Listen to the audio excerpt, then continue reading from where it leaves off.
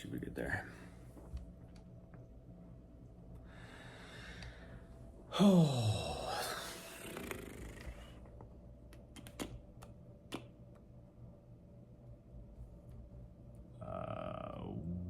What is going on?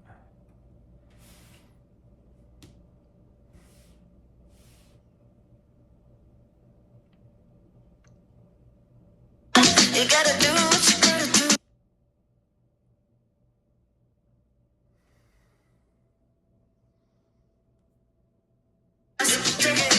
Take it like you love it now.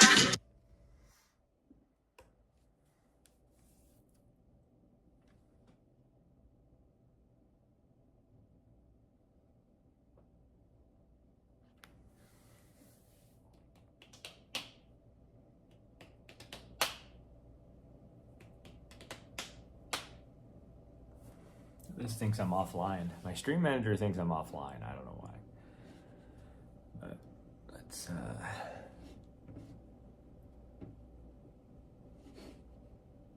refresh, I guess. There we go. Now it says I'm live. Oh.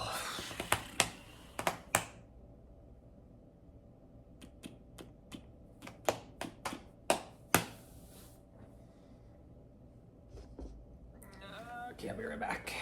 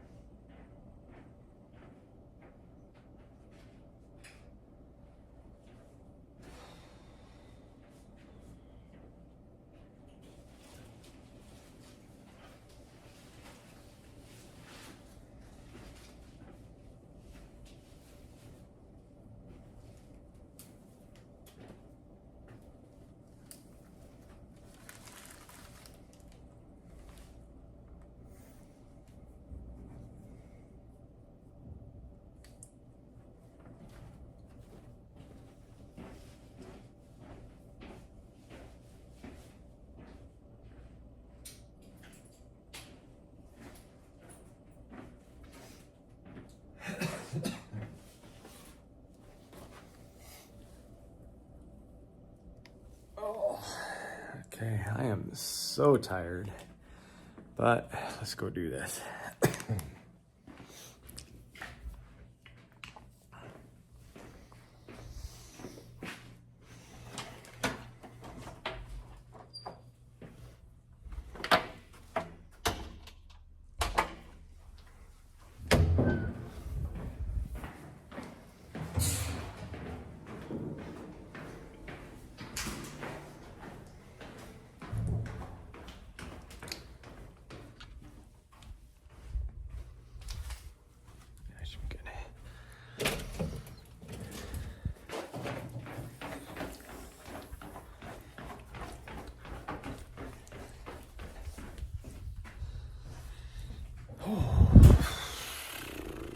My lips are really chapped. I got a lot of exposure out there this whole weekend.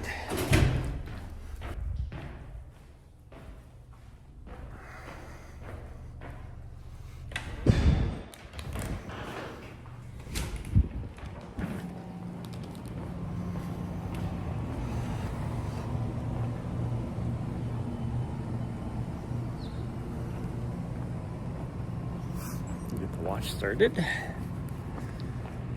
Oh.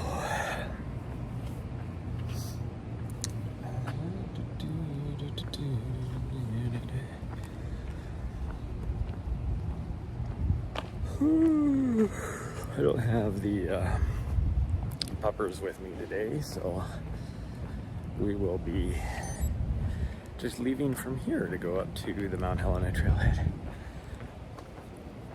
And it doesn't matter how busy it is because I don't have her with me, so it don't really matter. But I'm just gonna do that.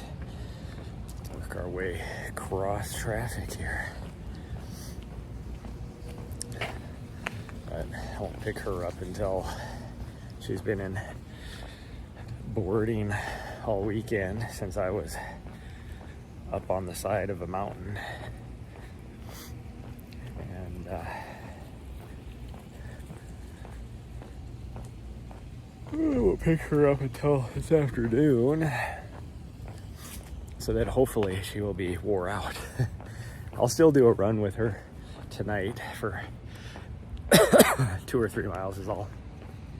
And then tomorrow morning we are gonna I'll try and stream another run. I don't know what we'll do, maybe Mount Ascension or something. Oh, my legs are like really like stiff and tired because pretty much all I did was stand around with a camera all weekend.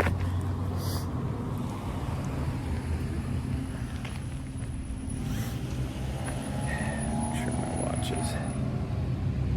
Yeah, it is. We're good.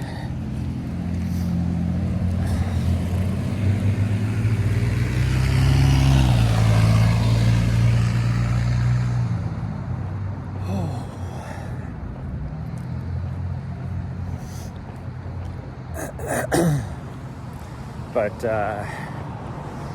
the next few days after that, so I'll stream tomorrow, which is not a normal streaming day for me. But right after that, it's going to be hopefully earlier and a shorter run because we got to get on the road right after that. And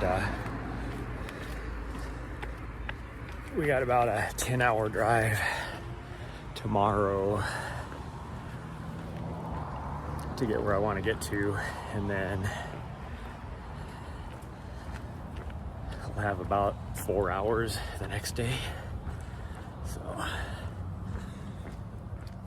we will be there Wednesdays when we want to get there to help with the setup, get our bearings straight, all that kind of good stuff. And then, I can feel the uphill. Something is like super tight in my left leg, more than normal. But I won't be like, maybe Wednesday I'll be able to do some sort of run and I'll stream it. We'll see. Thursday I probably would be able to.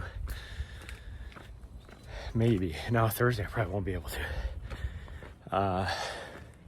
Maybe I will. We'll see. Let's see, we're gonna go this way. Ooh, that little uphill right there. It's steep, but that made me work harder than it should have. Well, hello. But hopefully on like Friday, I'll be able to get a run in the stream because it'll be a short day for us.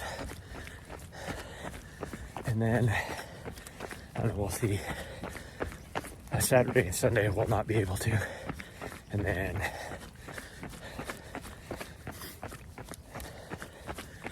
I gotta figure out what me and the doggo are gonna do. Because we might just go,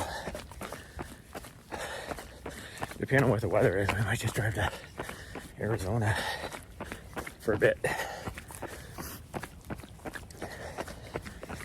Oh. But I did not get to do any running while I was down in Big Sky. Because it was, even our short day ended up being a long day. And that was crappy. I should have posted some Instagram photos of all the stuff because it was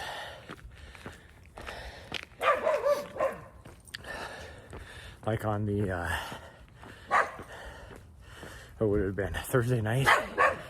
It snowed the top 2,000 feet of the mountain, and that's the VK.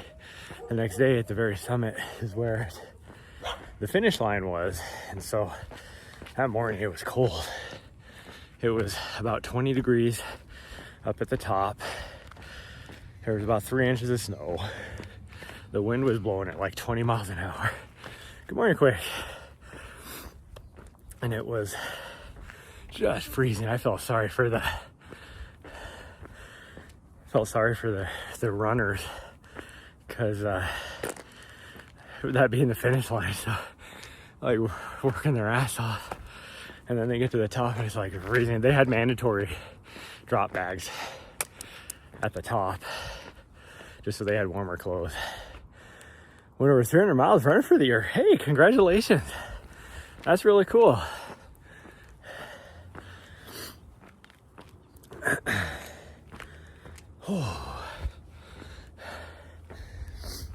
One of my athletes I coach was racing this weekend down there. It's really cool to see them do as well as they did.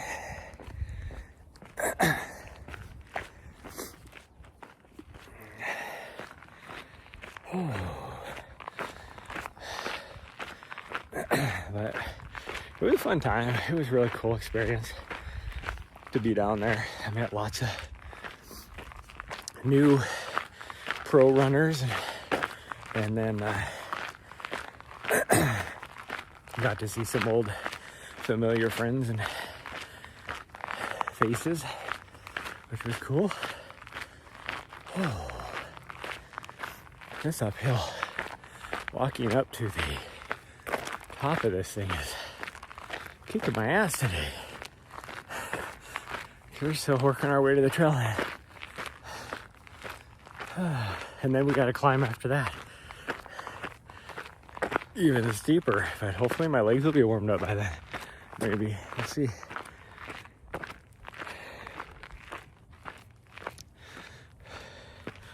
Probably my highlight of the whole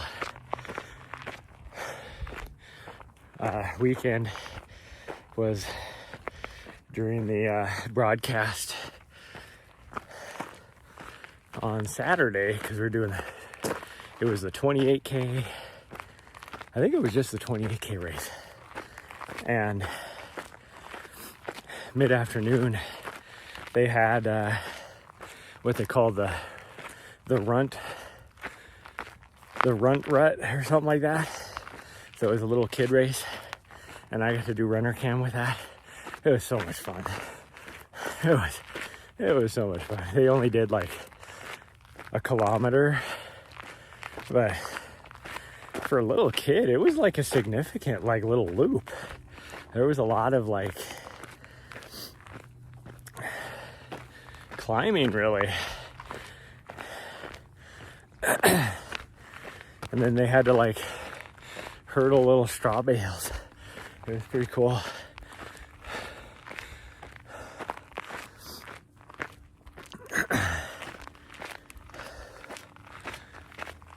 Oh man, I can tell I'm super dehydrated today. And I'm like windburnt and sunburnt and everything all over my face, and my lips are all sun chapped.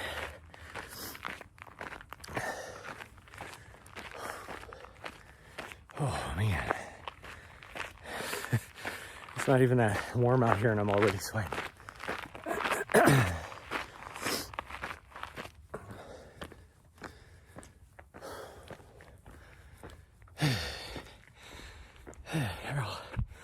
Change now, we're close enough to the trailhead. Not a biggie. There we are.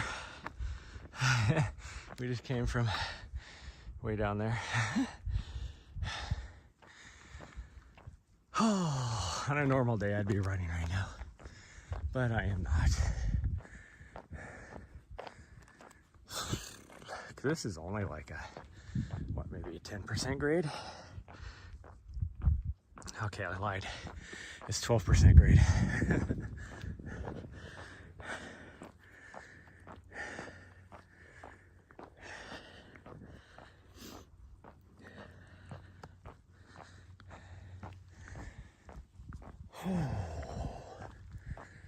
Somebody is coming down power line right now with their puppers.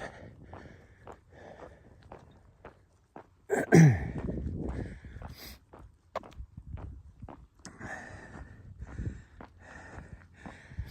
have a little bit of like I don't know what you call it, like a frog in my throat. And I'm not sick or anything, it's just from being so tired, and well, I haven't eaten a lot the last 3 days either, because I have not had, I didn't have a lot of time, because like take yesterday and Saturday was about the same, almost the exact same schedule, only I was longer day yesterday because I had to wake up earlier for earlier start, but it was like yesterday morning I woke up at 4:30 because I had to be at the studio to get everything ready, get out to the start line, all set up with the video equipment, making sure all the feeds were going good to the studio by 5:30, and then the race started at 6. We went live at like 5:45, and then I was there for about an hour because there was multiple wave starts and a bunch of stuff. And then I had to ride the chairlift up to, I guess it would be really the halfway point of the race,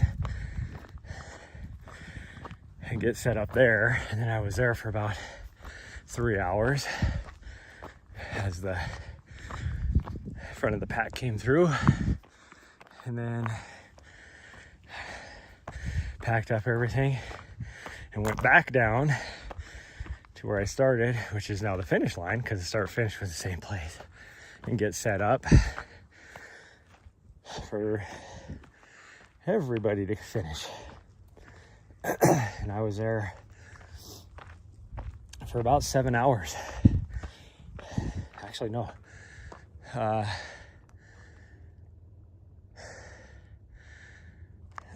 Well, yeah, about 7 hours. Because then I had to pack up my camera.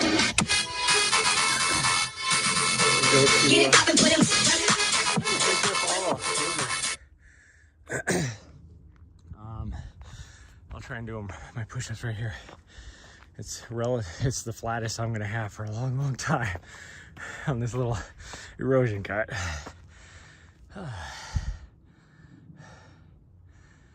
It'll be eating because it's gonna be uphill, but we're trying to do the best we can here. I just gotta find a place where the camera will sit.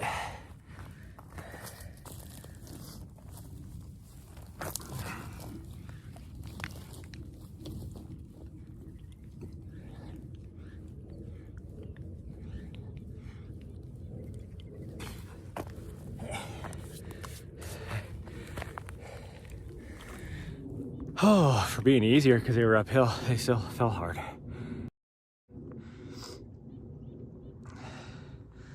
Whew.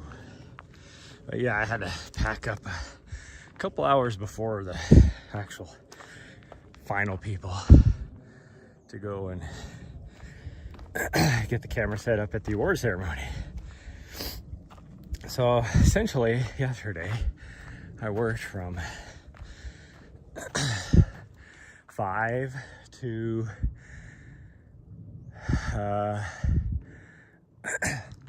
by the time I got everything, the studio packed up and all that. Like I was doing camera work till 7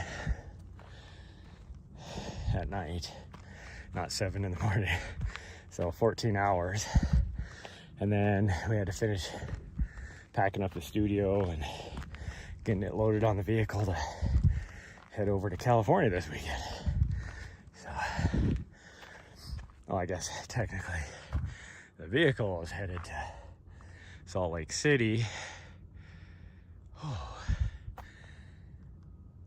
And then he's dropping off 3/4 of the equipment onto another van, which is heading over to Salt Lake City. Nice trees. Where's that trail? So this is right outside of Helena, Montana. That's Helena, Montana down there. This is Mount Helena specifically. It's a city park with a decent mountain. I mean, it's not like a 3,000 footer or 3,000 feet of climbing, I guess I should say.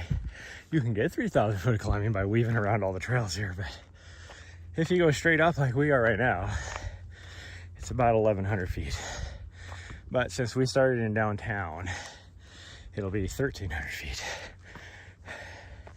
Because we had 200 feet of climbing just to get to the trailhead. Oh. And I could feel it after not really doing anything.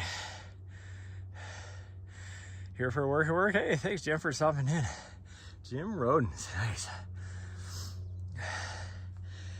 Oh, I will have the best run I can.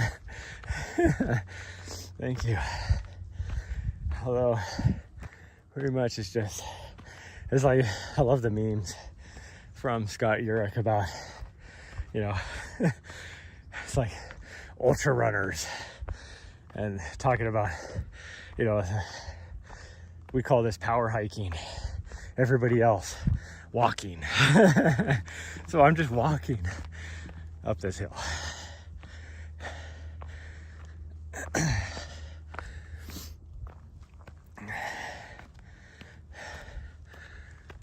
Although it's pretty steep, it's like,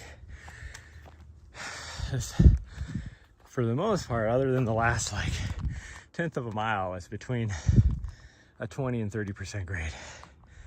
Oh. Wow, the flies are out. That's weird. It's late enough in the year, there shouldn't be much.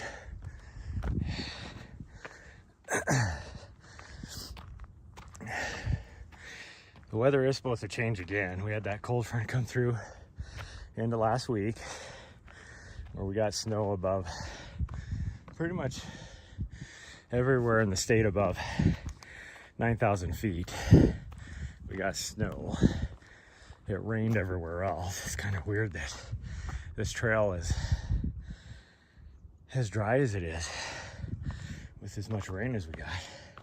There's still like on the side of the trail, it's still damp. But then like starting tomorrow, we got another cold front moving through. Is ultra running not running? You're this whole time.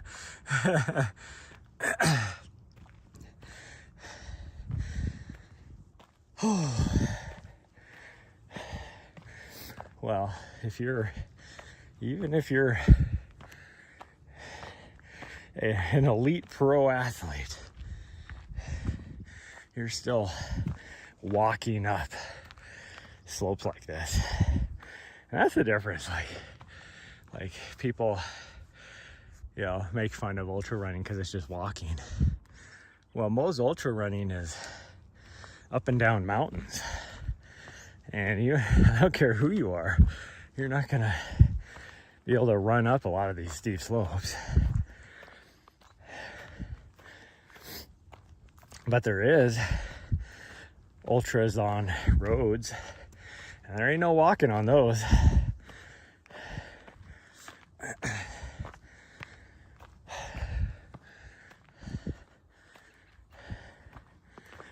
The thing I love about some of these marathon road runners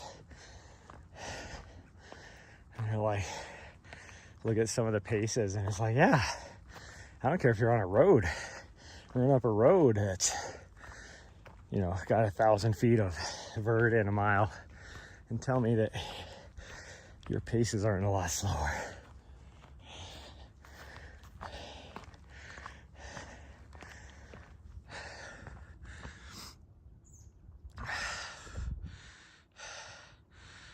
How many miles am I going? I don't know. I'm gonna play it by feel.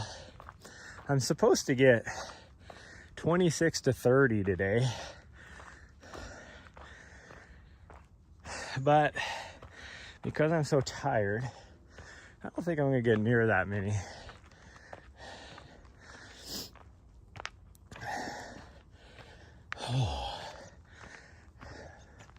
We might just do one loop on here and call it quits. And that's about 5 miles. You're late, you're always late. It's nothing new.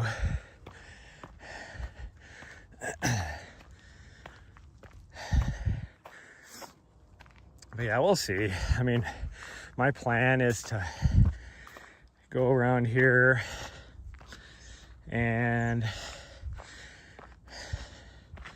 maybe hop over onto Andes, take that all the way to La Grande,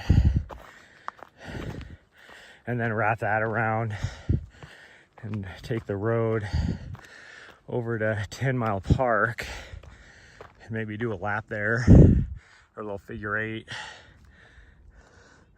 and then head back up this direction, maybe hit the lower trails, or maybe summit again. We'll see.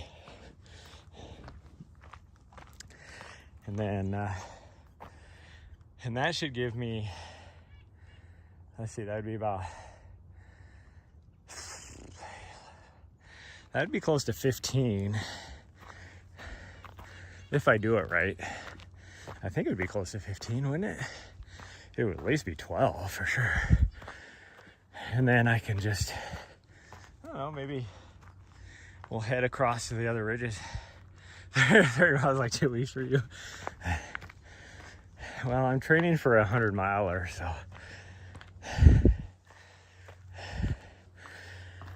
And I have to get a long run in. And today is really the only day I can do it for the next week. And I didn't do one last week because I was going to plan on doing it on Thursday. Me and one of the other people.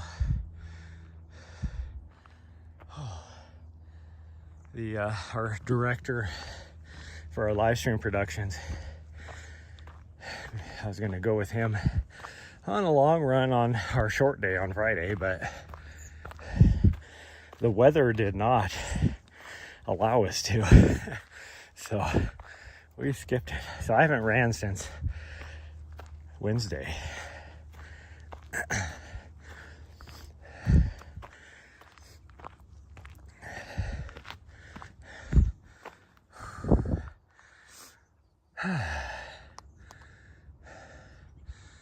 Oh, thank you, Stream Elements. Yes, I am still currently accepting athletes.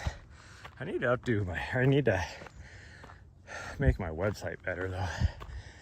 I've been meaning to do that for 2 months.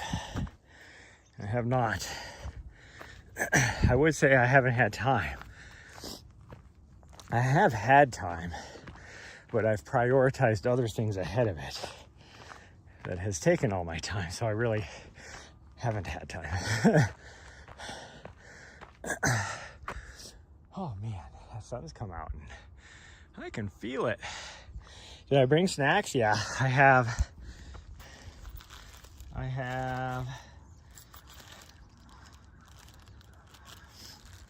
Let's see, what do I got? Oh, I ate those? Okay, I don't have as much snacks as I thought I did. I thought I had a package of cookies. I don't. I must have ate those from my last run. But I do have some Scratch chews.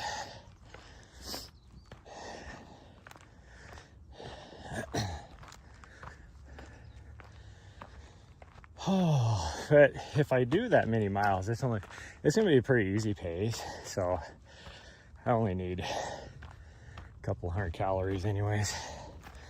I ate a lot, like a bunch of calories this morning in preparation. So I probably had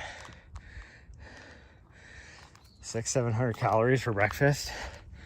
So that'll sustain me for a while.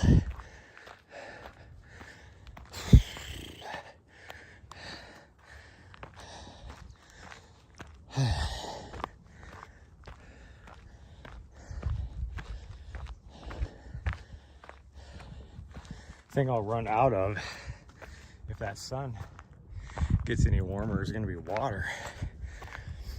Although I do have my filter with me, I'm pretty sure.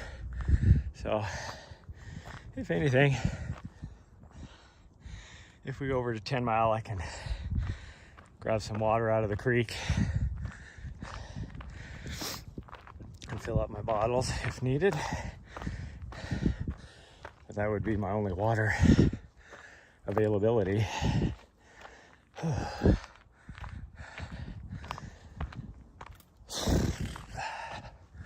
don't know, we'll see. We'll see how I feels. How I feels right now. I'll be lucky if I do 6 miles. Sometimes you just gotta listen to your body.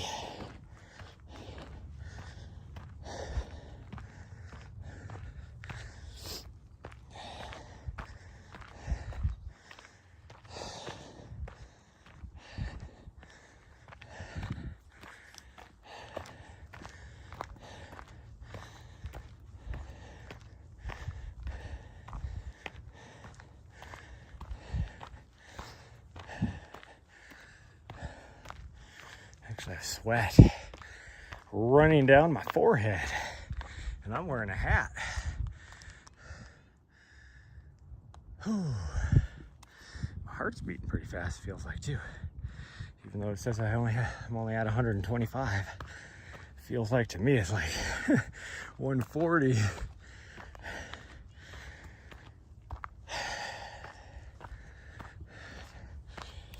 But it's weird, like, you know, the more you run and your resting heart rate, you know, is so low. So it's like 120 is, because there's such a huge difference between my resting heart rate and that, is like before would be like, you know, 150.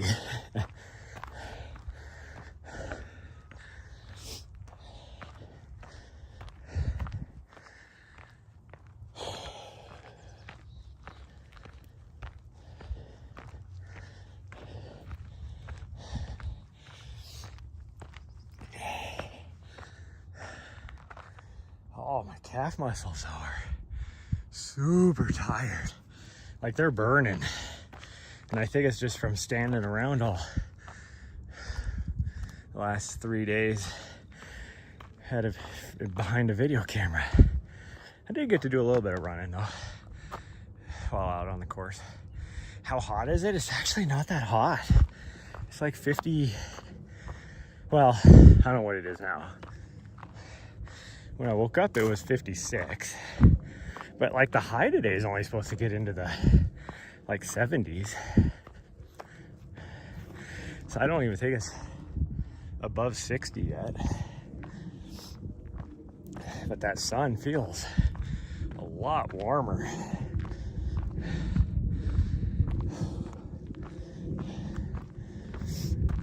A lot warmer.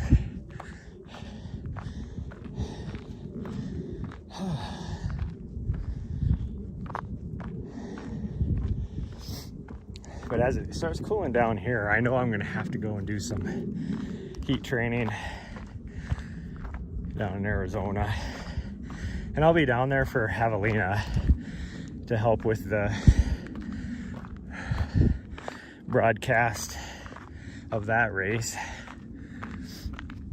So my plan is to go down about a week earlier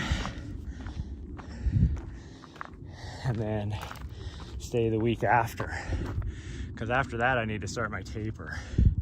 And so it's usually still in the 80s by that time down around Phoenix. Sometimes like maybe even up into the 90s. And then I'll start my taper, so I might have to find a sauna around town here to continue my heat training, because I know it's going to be hot down in South Africa. At least it's like, I mean, this is Cape Town, so you'll get the ocean breezes and it will cool down at nighttime, but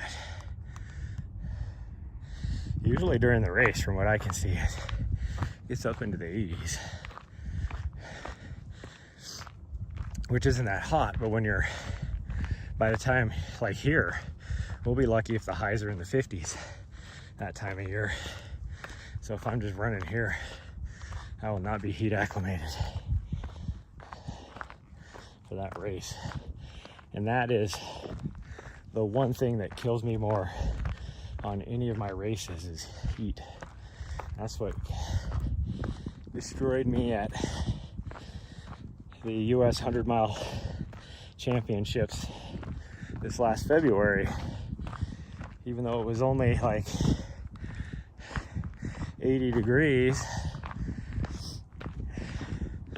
I had been training in 20, 10, 0, like, or even negative degrees for a while here. So to go down there and have it be 60 degrees warmer instantaneously was killer.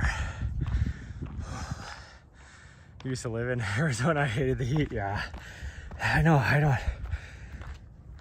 like, I can tolerate it up to about 110, but I can't run in it, and I've never been able to.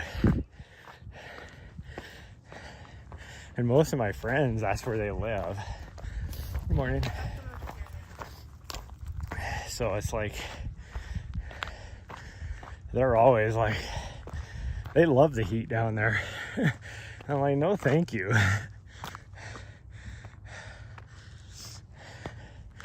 It's like, what was it, 2 months ago or last month? I don't remember. Would have been July, so 2 months ago. And Bryce Brooks was trying to convince me to go to some, I don't know what they call it, some loop desert race that's in the 120 degree heat. And it's, the reason why they choose it is because it's so warm. And it's like how many, the whole point of the race, I think it's like a fixed time race, but it's like how many loops can you do a certain amount of time. I'd be like, I could do one. Because after that one, I'd be so destroyed that I ain't doing another one. And I think he set the record this year for the most number of loops. And I'm thinking about, it sounds miserable, I know it is miserable.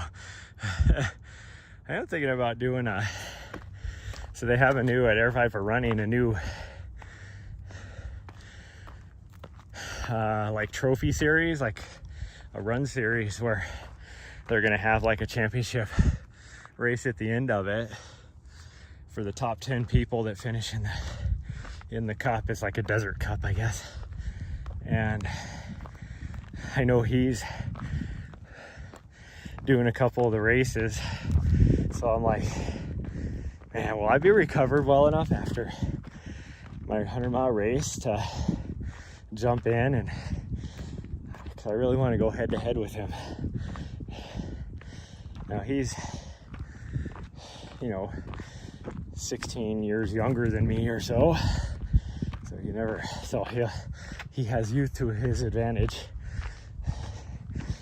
and he is a little bit faster than me.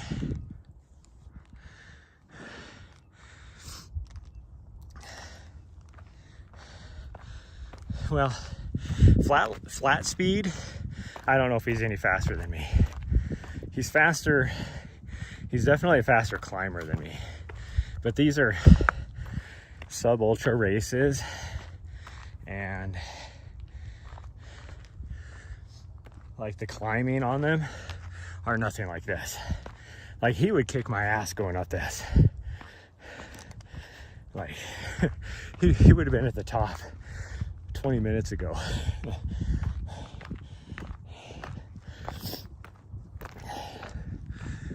But you get around that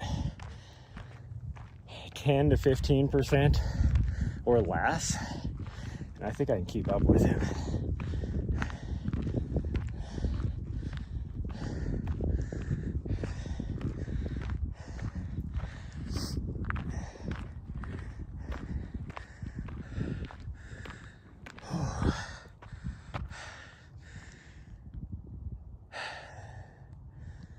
Goodness gracious.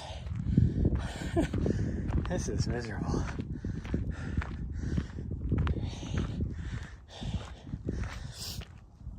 I think my legs are just tired from standing around. It's amazing how much, like if you're standing around, how tired you can get. Because I was exhausted after the first day. And it just compounded after that.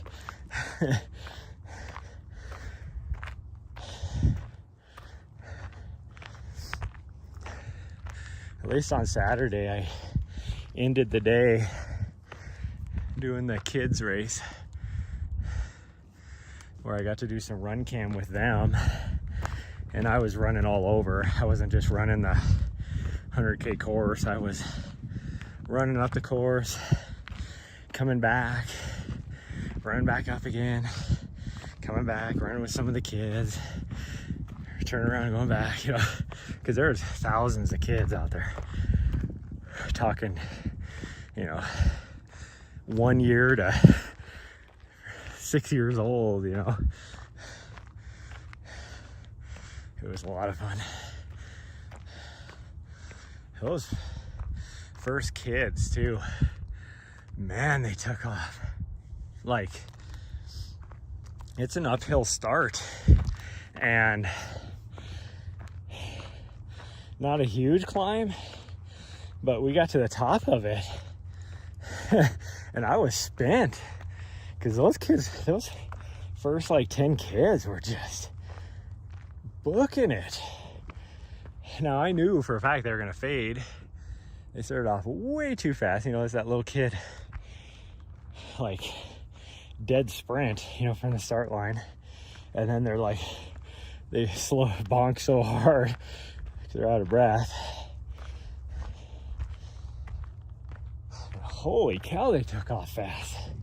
We actually, one of our camera guys ended up like tripping and falling because they were moving so fast. And you know, it's rocky, it's like this, there's a lot of rocks sticking up and all that. And he had to, because the first hay bale hurdle was coming up, so he like had to glance back, because you know, he's shooting behind him but running forward, and he glanced back, see where the kids were, and then glanced back to see where the hay bale was. And when he did that, he wasn't looking at his feet and he tripped, landed like his elbow like pushed into his rib cage, and he cracked a rib like a couple years ago, and it was that same rib. Like, he truly injured himself. The whole side of his elbow and arm was all like road rashed and bloodied, and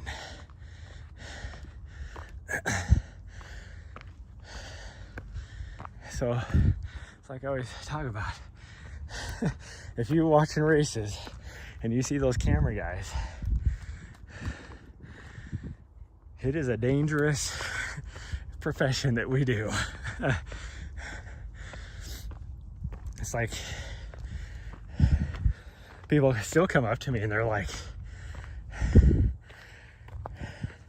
when it comes to like run cam professionals, there's still some people that know, like they know who I am just from watching so many races. And a lot of them still are like, how the hell did you keep up with Hayden Hawks on his course record run at the end of Black Canyon?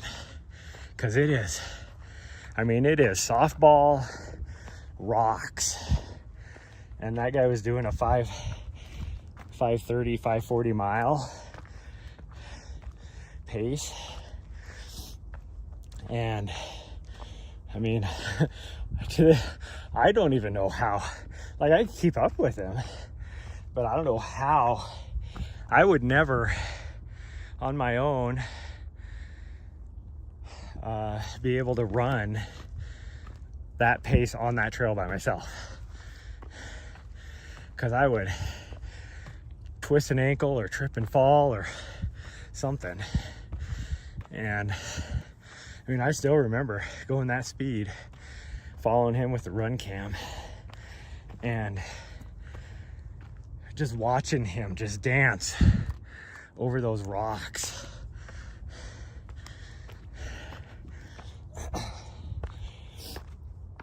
I just kind of equate it to like, for anybody that's, you want to try it sometime?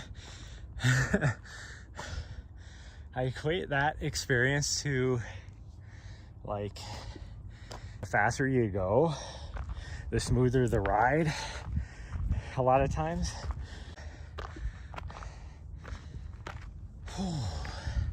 That was weird. I don't know why my signal went out right there for a second. Had nothing blocking me. I mean,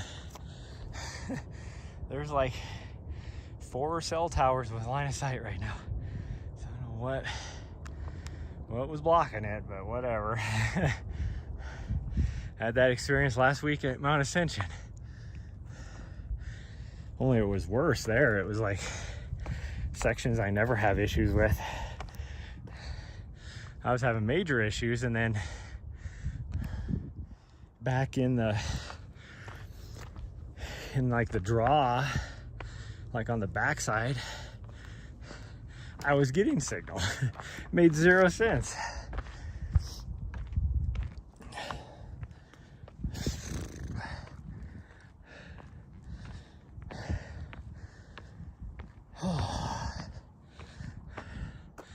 I need to unpack and pack the van again today before I get my doggo, because once I have her, it'll be a pain in the ass when you have a little helper that is not helpful.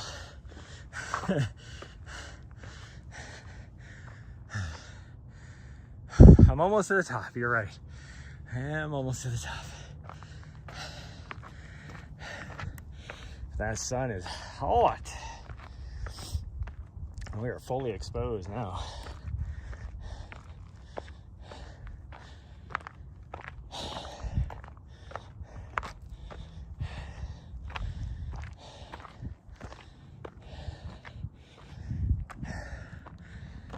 This is the steepest part though.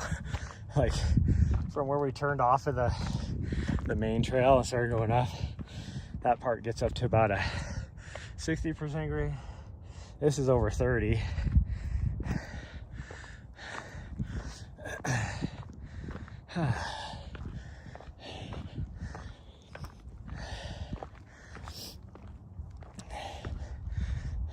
That last part before we pop out of the trees, I should have showed you guys. I can actually just reach straight in front of me and touch the ground. That's how steep it is. We're getting there. Do I know any good trails in Colorado? I know lots of good trails in Colorado. Just depends on where you want to be at, or what portion of Colorado. I mean, some of my favorite places to run are the San Juans. And there's just some epic trails over there. Pretty much any trail that goes to a 14er is pretty cool. The CDT for most of that is pretty cool.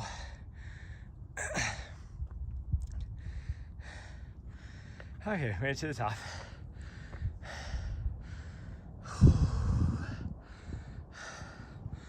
I don't see any snow, so it all melted over the weekend, because that mountain would have been snow-capped and all of the elk horns over there would have been snow-capped, and some of the higher peaks up here in the wilderness area would have been snow-capped.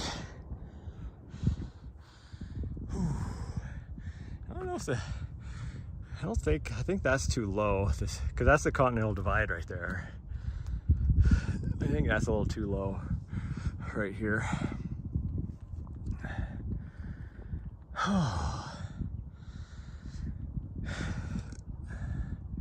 It is a nice view.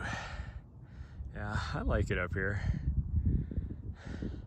We've done 1,350 feet of vert. I said it'd be about 1,300 since we started down low. So we're gonna drop down this backside now. We're gonna go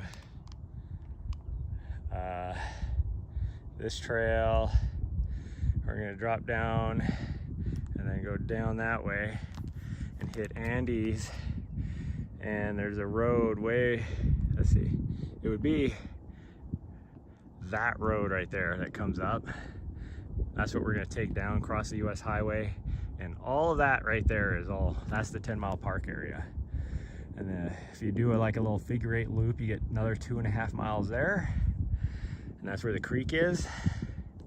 And then we probably just head back up this direction, because I have trail shoes on, and now the rail trail, other than like a 1/4 mile section, is all asphalt, and I do not feel like wearing these shoes running on asphalt, so we'll just run it back up here.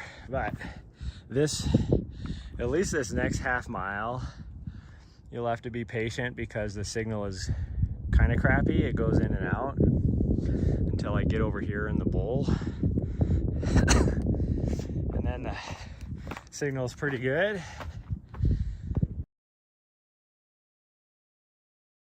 Off of Andes onto La Grande.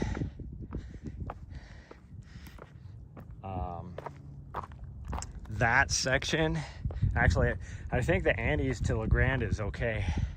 But once we get on La Grande, I think we're behind a hillside from the cell tower, and it'll go out for another in and out, you know, pretty crappy for like 1/2 mile again until I hit the road. And it's just a steep gravel road going down to the US highway, and then we'll cross the highway. Why we would have any issues with signal? In fact, we'll be running right by my cell tower. Like literally 500 feet, if even that. Sorry, not even 500.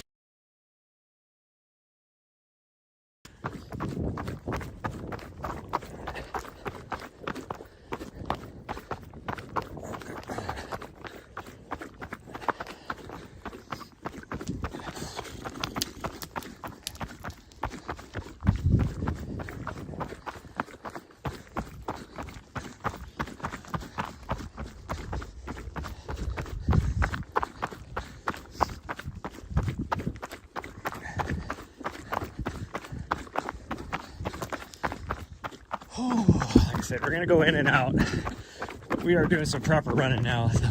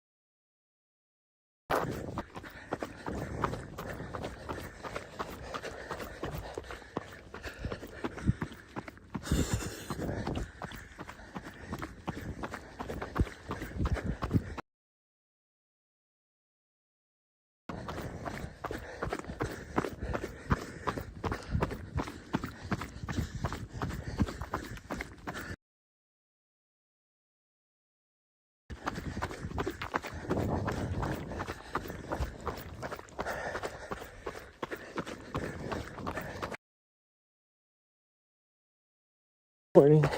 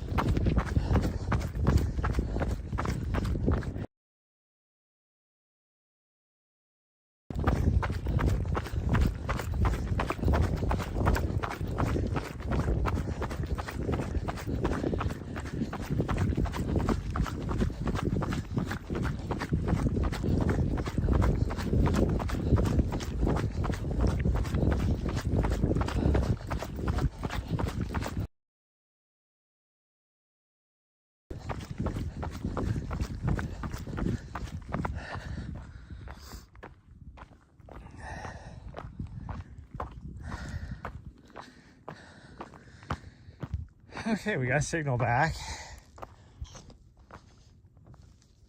I'm a little concerned though, because there was 2 spots that I usually get signal to come back that did not. Make it a drink. I don't know if it was just because I was flying through them faster than normal or what. Which I was going a little too fast because I almost tripped and fell. Well, I did trip. I almost fell. Oh, it was close.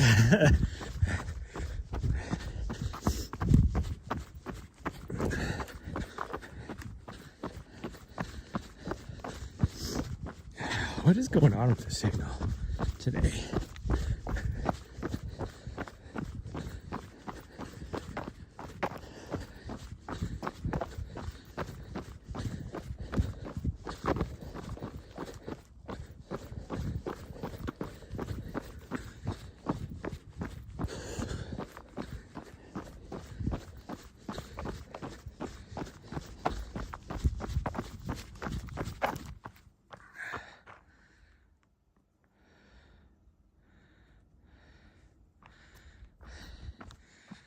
What the hell is going on?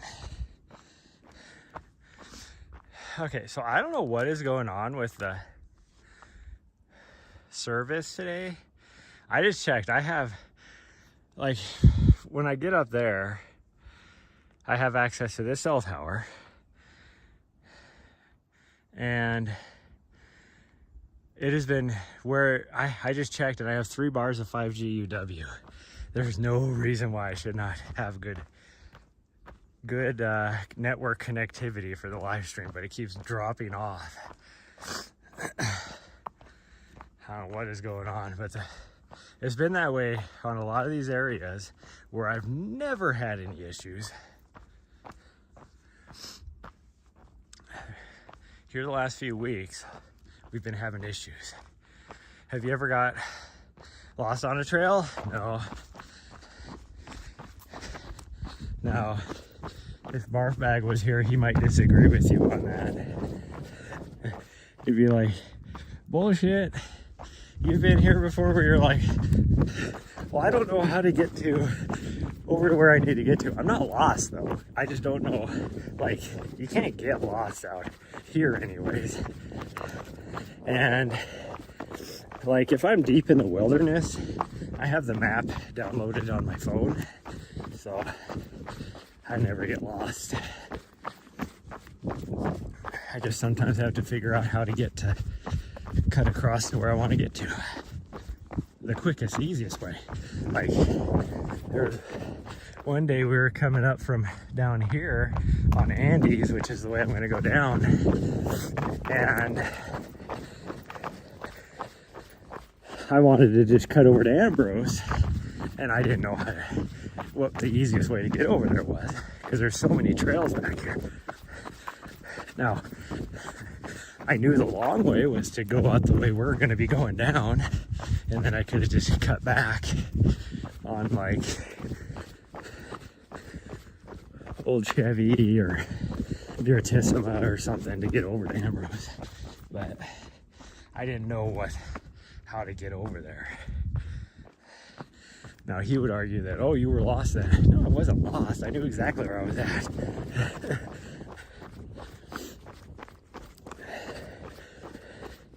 And I do explore around on trails to see where they go, but I know, because you know, it might be a trail I've never been on before, so I don't know where it ends out at, but I know the area, so I know where I'm at. It's not like I ever get lost,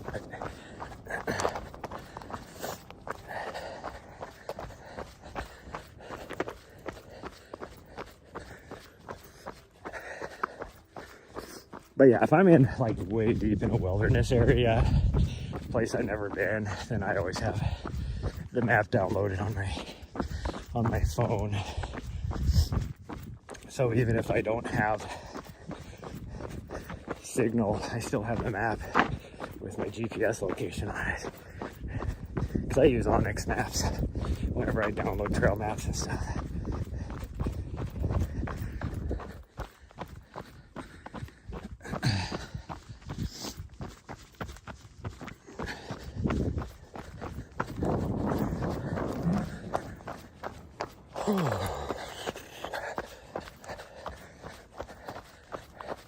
Now here recently, which if I can get my videos edited and uploaded onto my YouTube channel, there's been a few times where I haven't been able to find a trail that Onyx says exists, and then I get there and there ain't no trail. Maybe 50 years ago there might have been a trail there, but I think we want to go this way. See, like right now, it's like, how do I get to Andes? I think if I go this way, I get to Andes. I know another way I can get to Andes, but I think this will go right into Andes. Because I could go Nessa's route, hop on Old Chevy, and then from just below the truck is a trail that goes up to Andes. But I'm pretty sure this turns right into Andes. Does that mean I'm lost? No. I know exactly where I'm at. I've just never gone down this way. I always, if I'm on Andes, up this high, I'm always coming up. I'm never going down. Now, again, like I said, I've gone down it, cutting across from Ambrose over to Andes, and then you still have to go down a bit. But yeah, so even though there wasn't a trail sign at that intersection, this should be Andes. In fact, there is one right here, I guess. Andes, yep, see, Andes to the straight. It's really straight, but they say the left. And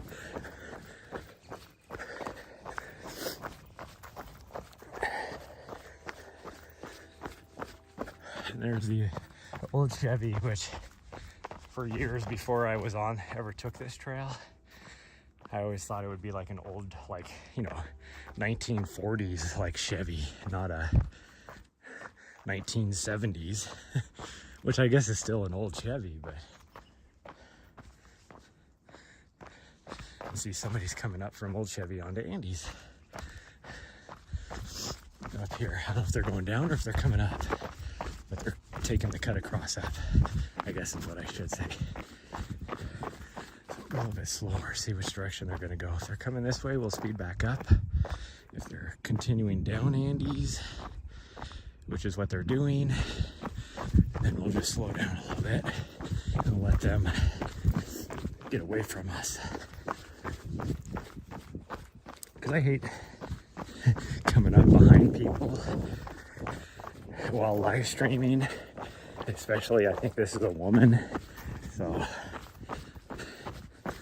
I don't want to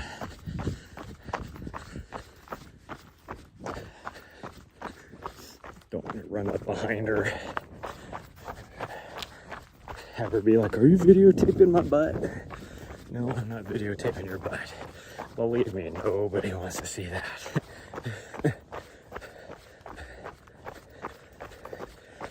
Because I had one of those experiences one time going up the exact same route we just went up. And in that really steep part, I came up behind some girl who was,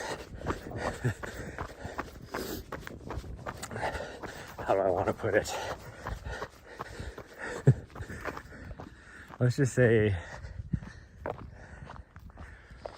I'm sure somebody out there found her attractive, but not very many people. And she was like, just got so mad because she thought I was videotaping her because everybody wanted to see it. And I informed her that, believe me, I think I only had like 6 or 8 people on this live stream. It's like, you know, the 6 people that are watching right now are not watching because they thought we were going to come up behind you. In fact, I probably lost viewers. I know that's mean. But we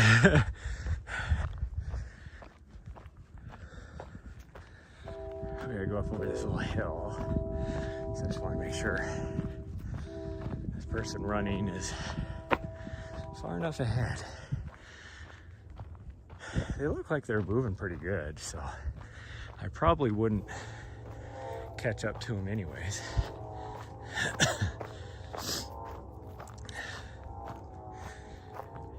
And don't get me wrong, I don't think I'm the most attractive person either. That's why I don't have a lot of people that tune in. I take somebody like, you know, as far as Twitch fitness people go, like Cole Runnings, who's a, you know, 20 or something attractive dude, or Joe Workouts is a 20 something attractive female.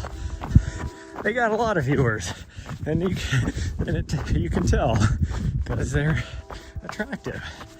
Me, like I top out most of the times, like if I top out, it's gonna be like 14, 16 people.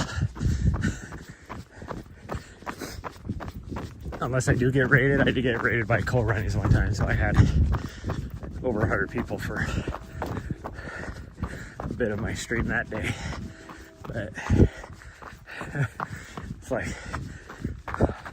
my average is like 6 to 8 usually, although I've been gone for a week, so today will definitely not be as much.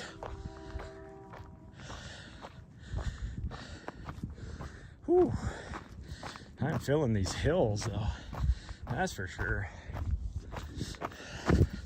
That is definitely even though I ate quite a bit today, that is definitely I haven't eaten much the last few days type of thing. That's what that is. I can tell because my tummy's already hungry. Gosh dang it. I literally ate. Essentially, I've eaten 2 breakfasts today. I had 2 frozen waffles when I first got up at 6, and then I had a Uncrustable peanut butter and jelly, which is like 210 calories. So actually I've had about 600 calories. And I had that Uncrustable like 20 minutes before I hit the live button. My tummy's already grumbling. Gosh dang. I guess we have been running for an hour now. And still. Yeah, this person is, well, they might have turned to go back. If they came from the Helena trailhead, they would have turned back there. Or no, it's up here. Oh, it's right there. Okay. The trail goes off right here. That's why I was confused. Because there's the trail post. So if it would have turned that direction, I would never had seen them go, because I think they did get far enough ahead of us. Now, if they continued on this way, they're still well enough ahead of us. Okay, so we are officially getting off Andes. We're going to Seven Sisters now. Seven Sisters starts to get a little spotty in some sections. But we're gonna be dropping off this way and then coming back.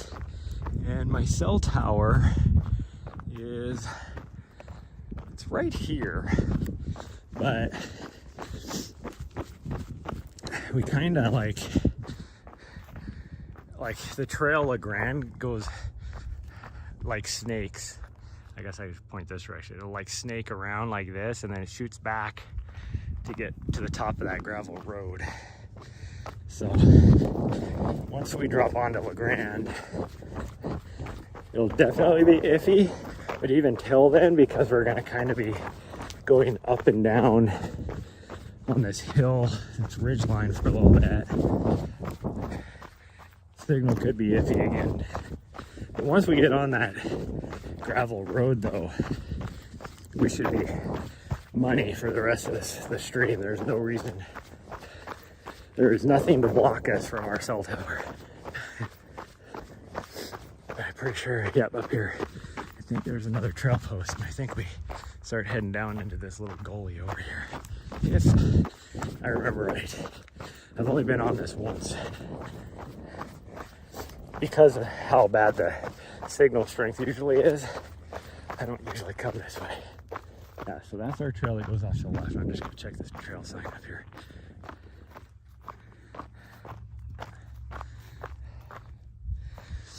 No, there is no. Nothing that says what this is there? Or am I just going goofy here? See, we're already losing signal. Oh, okay, this is Charlie's. Yeah, this is definitely it then. This is the trail that goes down to La Grande.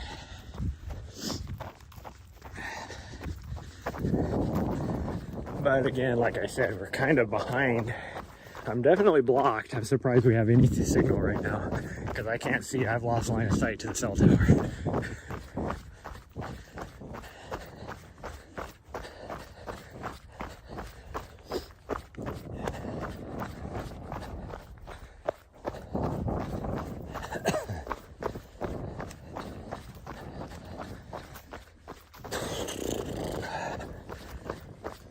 We are dropping all the way down to the valley floor.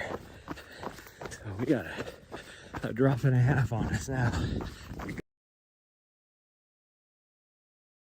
This way. I don't know where that goes. It looks like a trail, but it goes straight down.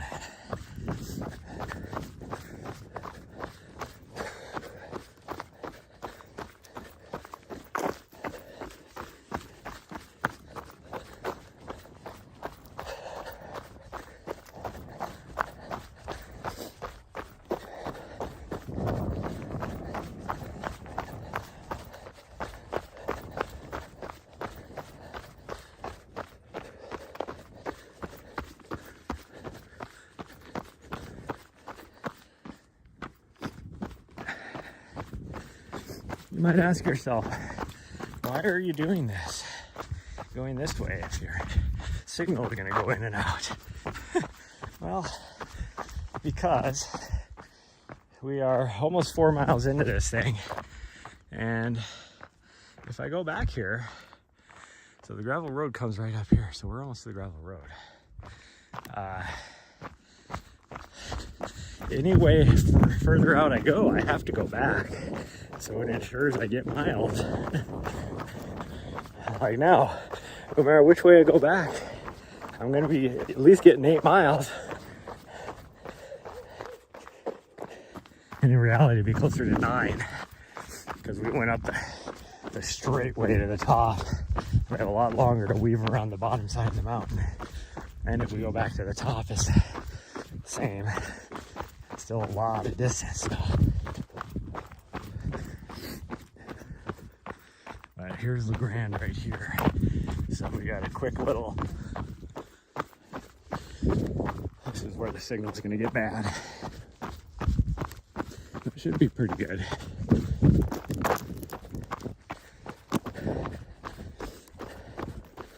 We got just a short little thing now to get to the gravel road, which is just on the other side of that house right there. But there's this lady up here, so I'm trying to be respective. I know she's going over where we're going because I see her running a lot.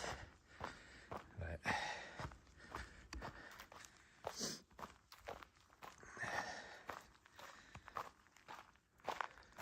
I'm just gonna give her some time.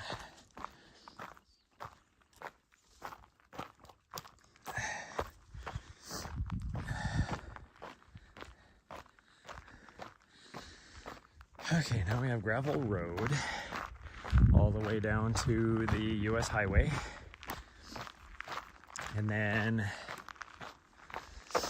about a quarter of a mile of sidewalk and shoulder on the road, William Street, going out to the military fort until we hit the nice soft buff trails out on 10 Mile Park, where we'll do a little figure eight loop, which is about, it'll actually be a little less than 2.5 miles, because we're not doing the full figure eight.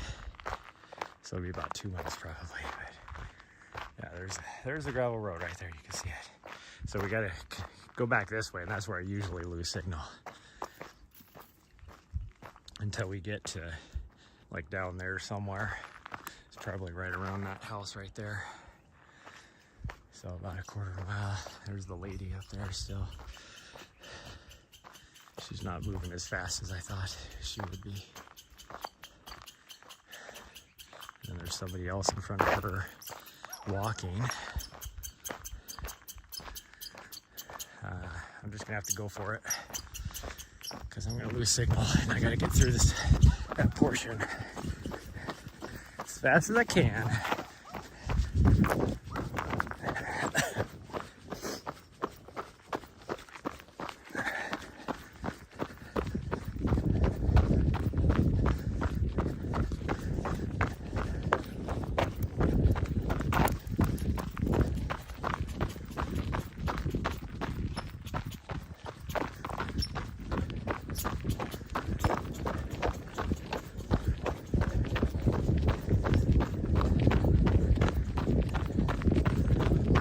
Surprisingly, I have signal right now. That is not the norm.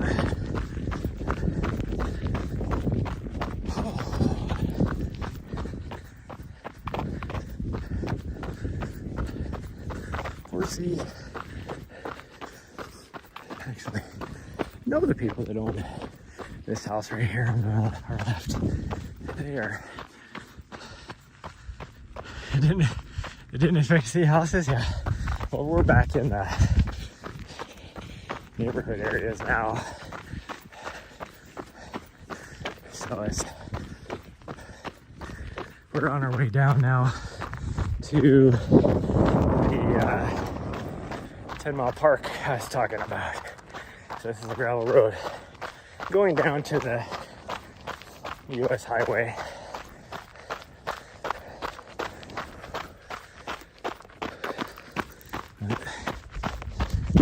It's fairly steep, so we can cruise pretty good on it. And like I said, it's just a buffed out gravel road.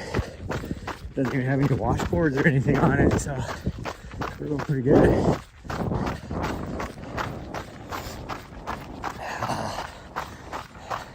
I missed my puppers.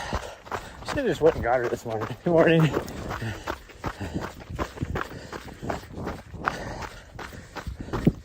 Could have ran with me this morning, but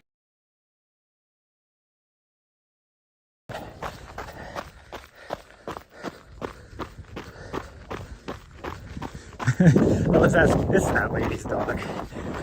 The two huskies, I've seen her quite a bit out here running. Morning.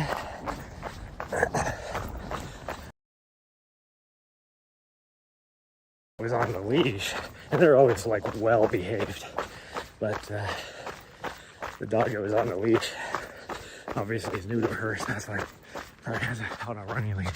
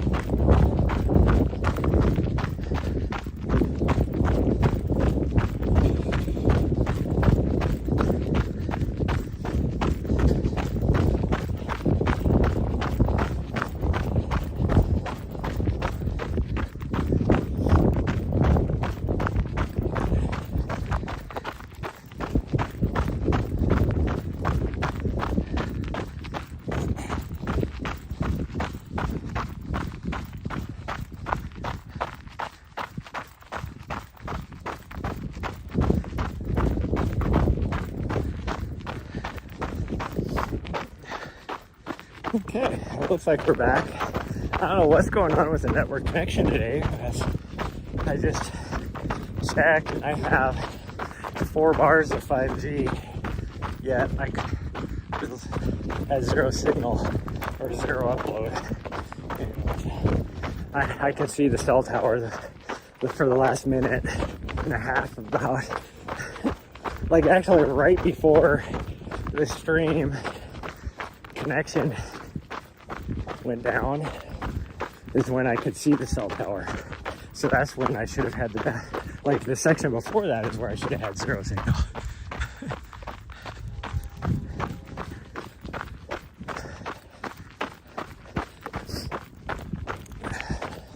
At least at this intersection on the US highway, we have a stoplight. So where we cross back there further on our other days, which is probably about 1.5 miles down the highway. That's just a pedestrian crossing that nobody stops for. Here, because it's one of the main roads, one of the only 2 ways to get to the military base, there's a stoplight, and the big VA hospital's out on this road too. So the crosswalk is on this side of the street though. Oh, they had one on the other side too, but we want to be on this side anyways. Otherwise we have to cross that road, which is not fun.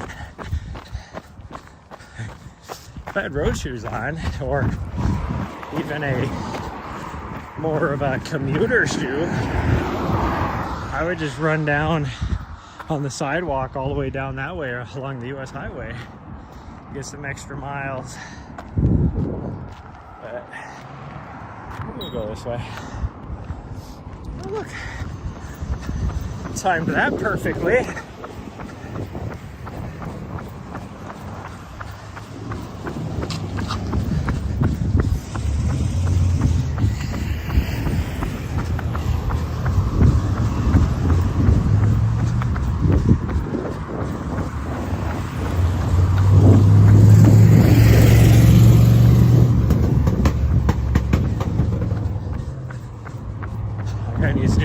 priming work on this engine.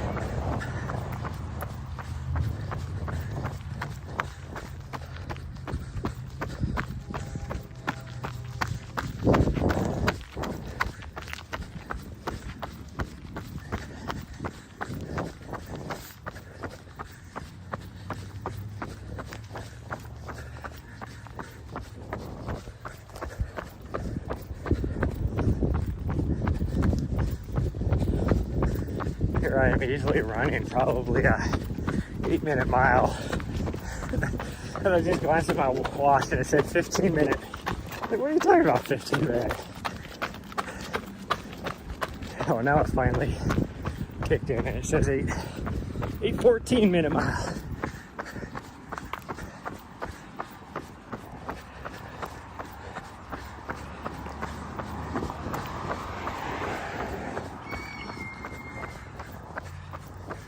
There's a bunch of kids over to the right here.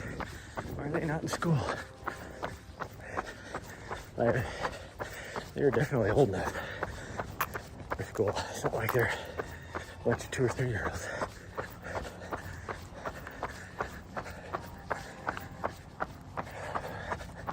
$3 a dozen eggs? Gosh dang, I might have to take these people up on that.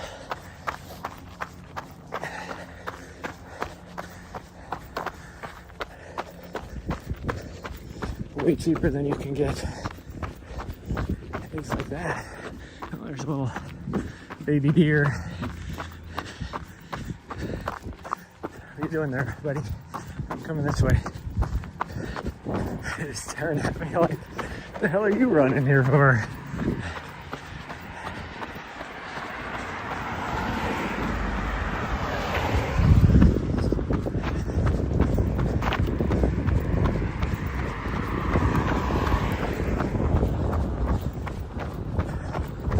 The thing is, enough people do this that there is a little bit of a trail just worn into the side of the road here. A little bit of a breeze down here, which helps out a lot because we are totally exposed to the sun now.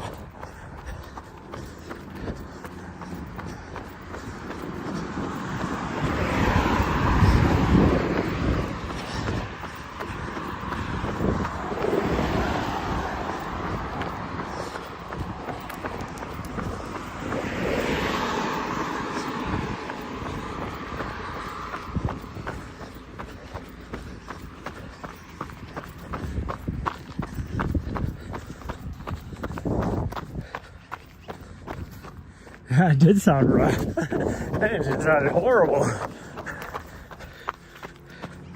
Well, I probably needed a muffler too. But yeah, that engine was awful. Wow, the park out here is busy today. My goodness. It is one of the only little swimming areas where dogs can go to cool off in the summertime in this town, because the creek up here on the side has some pretty good pools.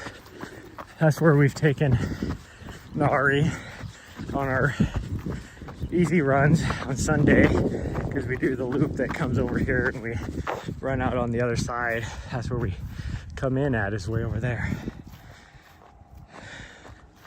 But yeah, there's quite a few people out here. I would not think it. 10:50 in the morning, there'd be this many people out.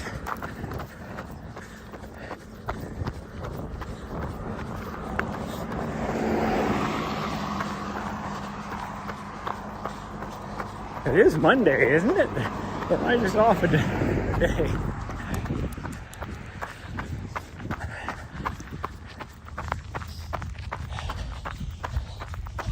Oh, look at this good pupper. He's got his ball. And puppers. Okay, so I think actually we want to go this way. And we're going to figure eight back this direction towards the fort. And then come around. And we might just come back over here and get a little bit extra. That'll be closer to 2 3/4 if we do that. But I gotta plug my phone in. And ooh, I grabbed my battery with the super long cord today.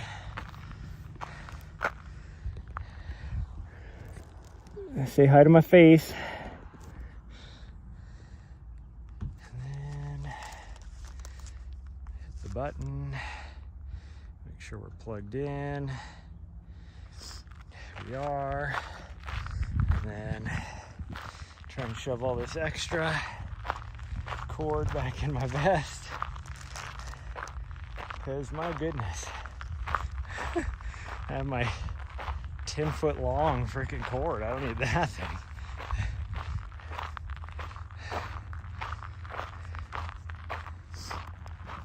Okay, and now drink some water. I'm dehydrated and sweating. And that, I wish I had my sunglasses because that sun is horrendous.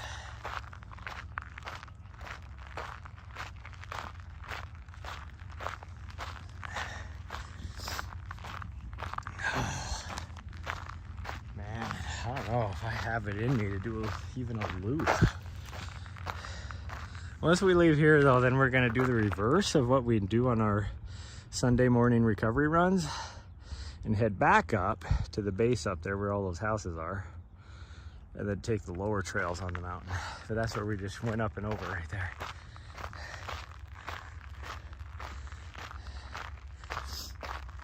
There's a part of me that really just wants to head back, which if we did that, I would be at about 11 miles. Oh man, I am all of a sudden, I think it's because of that sun. We went from the nice cool air on the backside of this mountain in the shade to full exposure out here.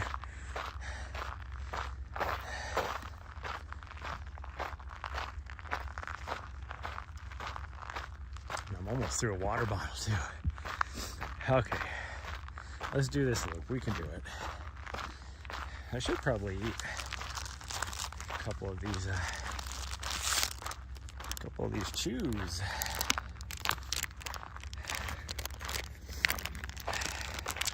The thing I don't like about these ones is they have caffeine in them. I don't necessarily need the caffeine. Oop, oh, sorry. You can't quit. Okay, fine.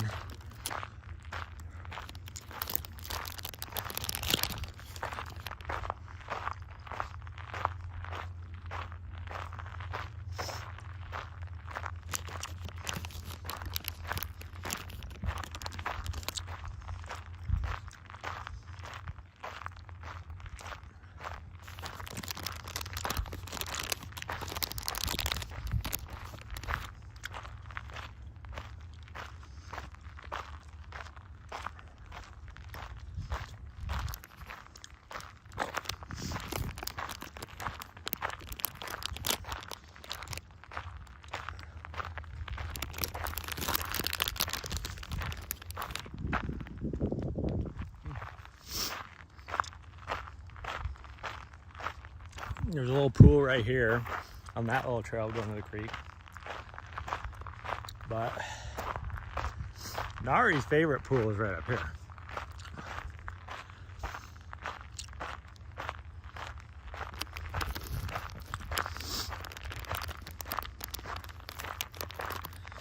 Which is also where most people bring their dogs because it's the deepest pool.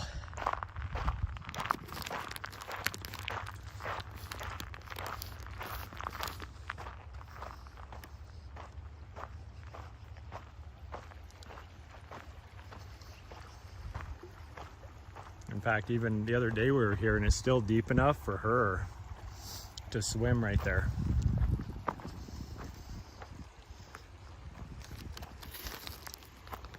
A bigger dog wouldn't be able to swim in it, but she's still little enough.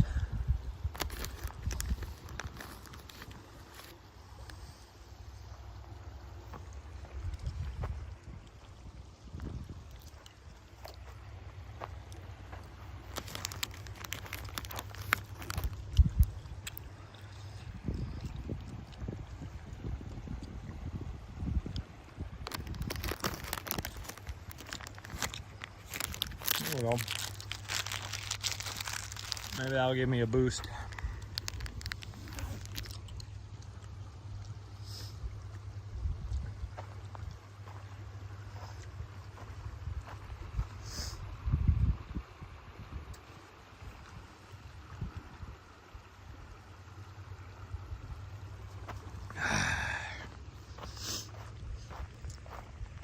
I got a lot of free product from Scratch yesterday.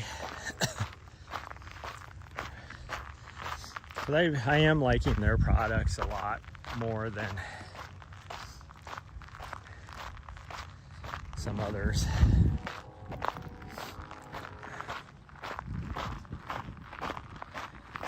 So there was one they had, their high carb I wanted to get, but they had one big like packet of it, and they somebody else, his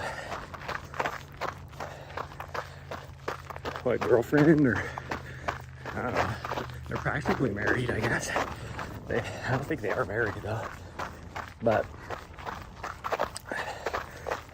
significant other, we'll say, loves that. So I was like, well, I wanted it just because I wanted to try it. I've never tried it, but it's like, if it's something that she's going to use, and me not knowing if I will like it or not,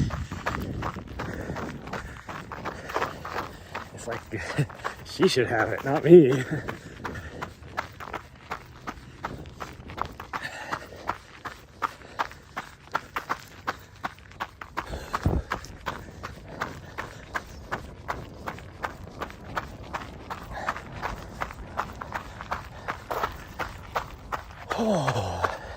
Well, for the most part, I can say all these people out here, I never come out here this time of day.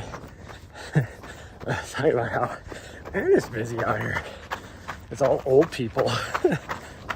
Kind of like what we see up on the mountain, that, you know, around that 9 o'clock crowd. It's all the older retired people.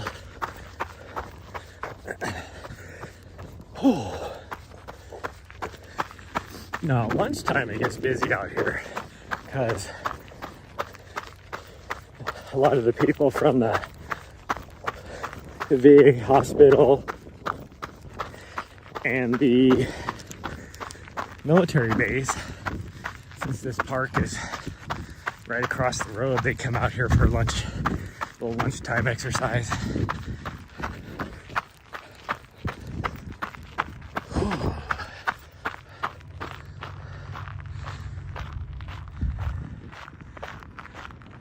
I'm just stopping to look and see if there's anybody in the back 40. I see a couple of people. One person coming from that direction. Can't tell what direction those are. Oh, they're going that direction as well. So we're gonna run into at least 2 different groups. I can't tell. I think there's somebody walking over by the road, but I think that trail is, I think that's on the other side of the road, so that would be the track on the military base itself. It's like a little asphalt, a little 5K track. One loop is a 5K, let's put it that way.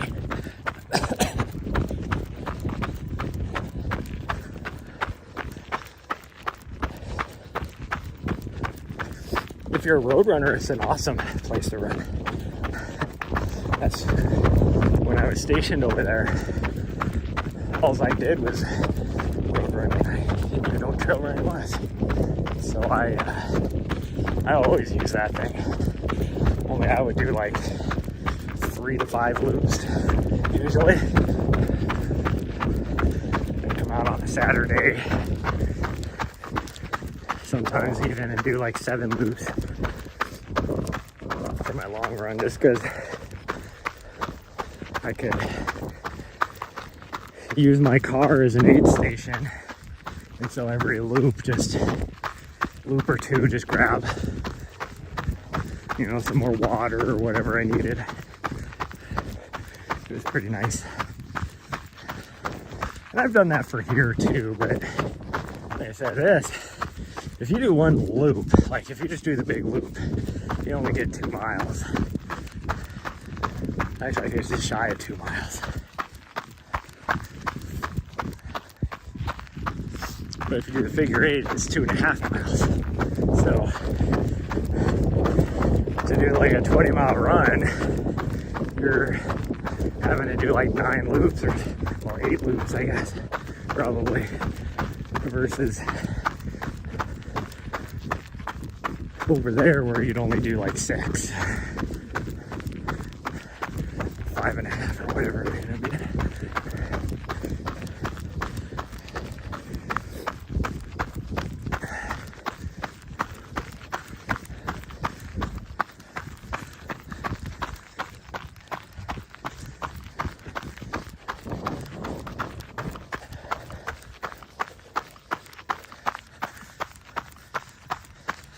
There's a road out here in the, it's the range for like the training area for the military base. So if anybody's shooting, you can't even go up in that area. But there's a road, like it goes up here and then it comes down right in here that I always wanted to run. And I think just that road, if you run it, I think is a 10K, so around 6 miles. And you would get, oh geez, probably close to 1,000 feet of vert, I'll bet you. No, it's not as high. That doesn't go up as high as Mount Helen, I don't think. So, probably 800 feet.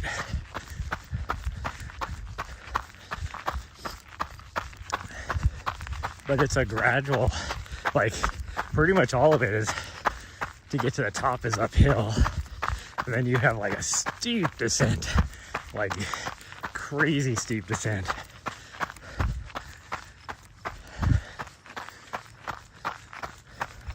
But that climb would be a grinder. Looks like it'd be fun. I've never done it.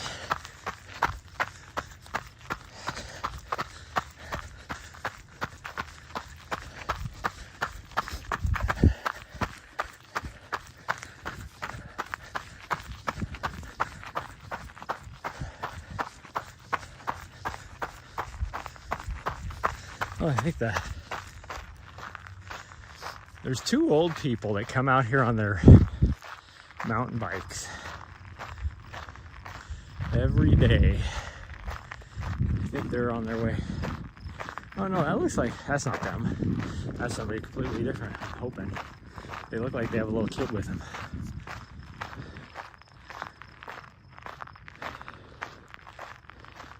Oh no, that might be one of those sit-down bicycles that somebody has. So it might be the 2 old people with a third. Now I don't get the idea of those like sit-down bicycles. Like to me, like they look like they would be less comfortable than like sitting on a bike. Other than the seat would probably, like, your ass would feel better, but as far as like your back goes and all that kind of stuff, like you have to have like your head like way forward in order to see, instead of if you're like sitting straight up, you know, and your head would be more level. I had those chews and it kind of broke up some of the stuff I had in my throat this morning.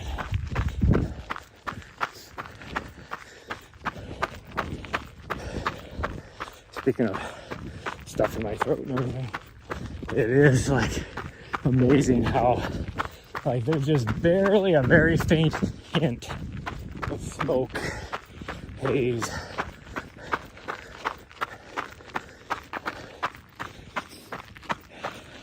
Compared to last week when the AQI was horrible.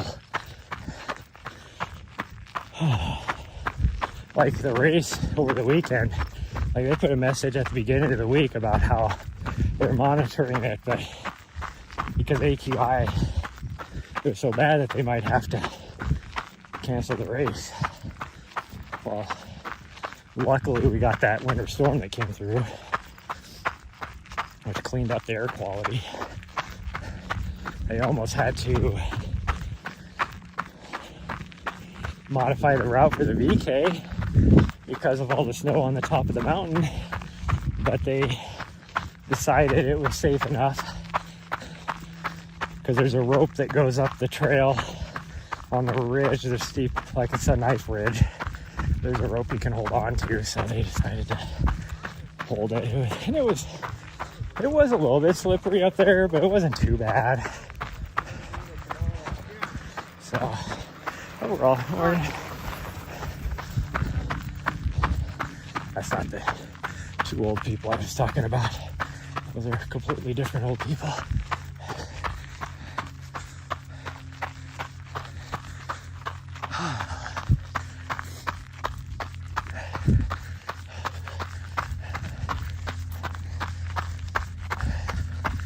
I am struggling to do a 10-minute mile.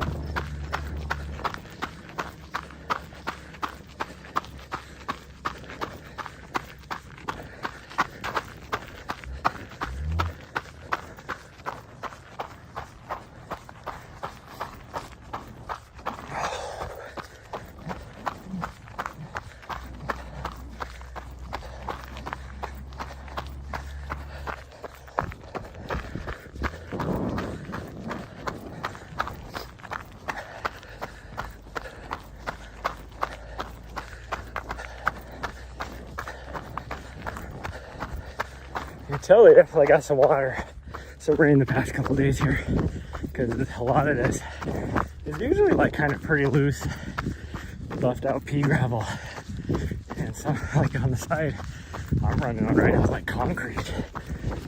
Morning. Which means it got all wet and then like packed down.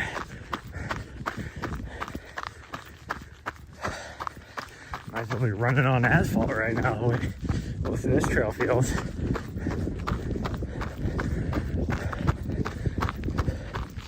Because they really didn't do a good job. Like, I don't know why. This used to be, well, this is all new cut, but a lot of the trails, I don't know, out here were old like irrigation farm trails, like roads, I guess you could say. So it was like gravel. Well, they put over the top this sand and pea gravel mix. Well, all they did was mix with the clay, the natural clay that's out here, and or what we call gumbo, locals in Montana, and it dries as hard as concrete, and then when it gets wet, it just sticks to you. Like if you've ever walked in Montana gumbo, like you go, 20 feet and you'll be 6 inches higher because it just sticks to your shoes and everything. And that's why it packs like so solid when it dries.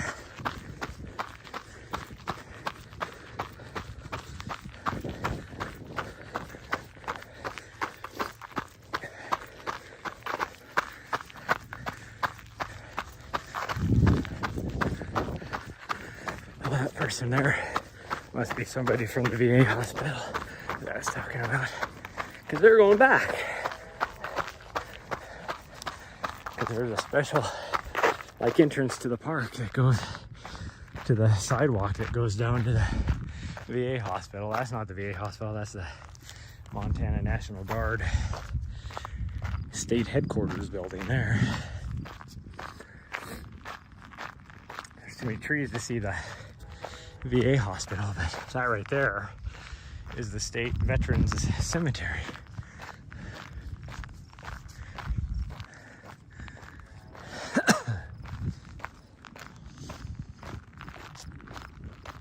Sorry, I'm just getting a drink.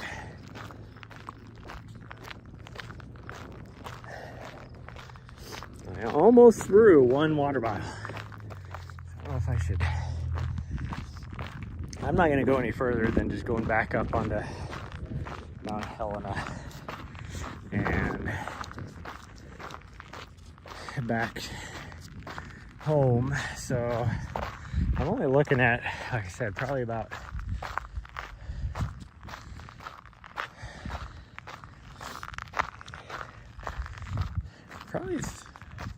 close to 14. Will I be close to 14? Yeah, probably about 14. Not near as far as I wanted to. Like, my plan, like I said, was for 26 to 30 miles. But anything above 20 and I was going to be very pleased about. I'm not going to get there. This last weekend, I am completely zapped. Oh, like there's this struggle. Well, a lot of this is just the freaking exposure to the sun. At the beginning, I was talking about how I hate, not hate, I don't necessarily hate it. I struggle running in the heat, and for whatever reason today, this sun feels so warm. Although I will say, where I've been hanging out, it is the high yesterday and the day before was like 54 degrees. So it is 20 degrees warmer right now than I've been for the last 4 days.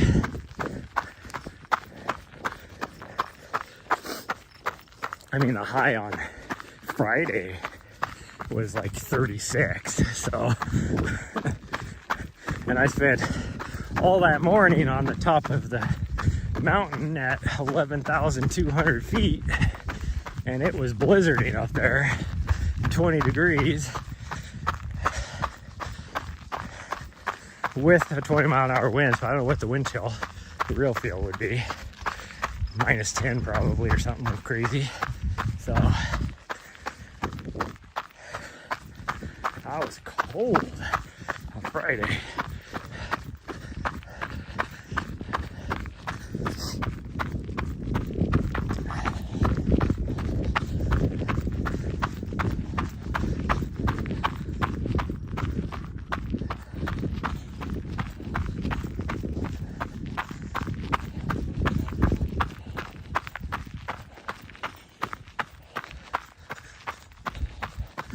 I do wish I had my sunglasses on.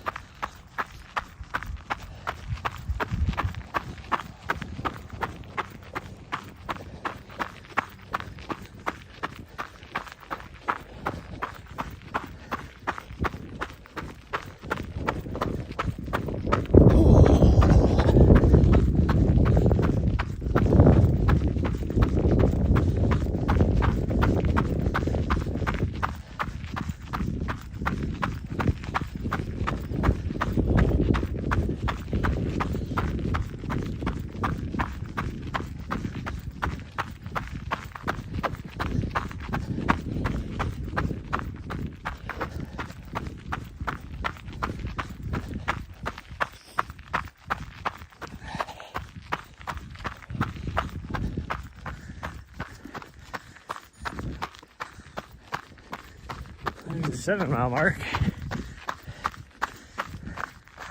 So will I actually get? I don't think I will. If we go up there, do some math, some quick math. Now, I'll be lucky to get 12 miles.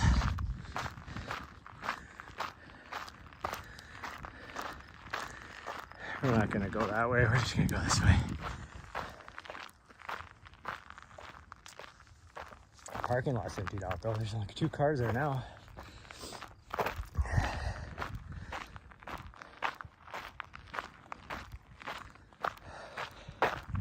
Yeah, we'll be lucky for 12 miles.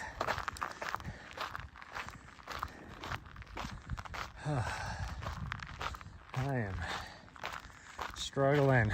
The struggle bus is real right now. All aboard, beep beep. Here comes the struggle bus. Oh man. Oh, we'll give you time to talk to you guys.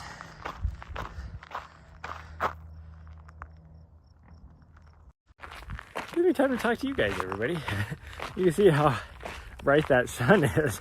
That's why I'd be doing better if I had my sunglasses. That's one thing that's just making me struggle right now. Oh man. I just feel tired. I got a pretty good amount of sleep last night. Probably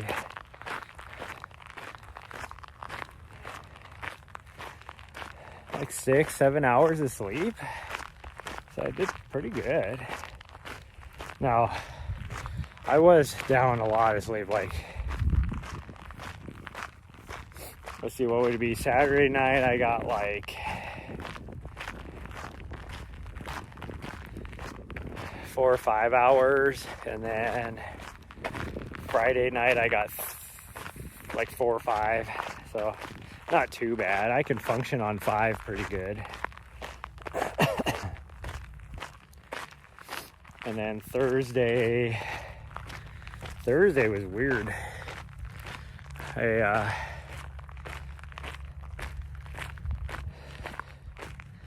don't remember why I got to bed so late. I know me and a bunch of the guys were talking until midnight, but we didn't have to be up until like pretty late in the day. So that wasn't a big deal, but for some reason I couldn't go to sleep, or I got stuck in an endless loop of something. I don't know.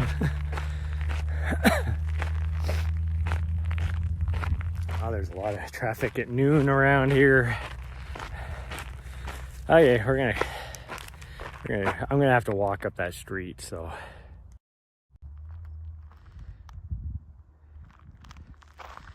We are definitely going to run as much as we can before that.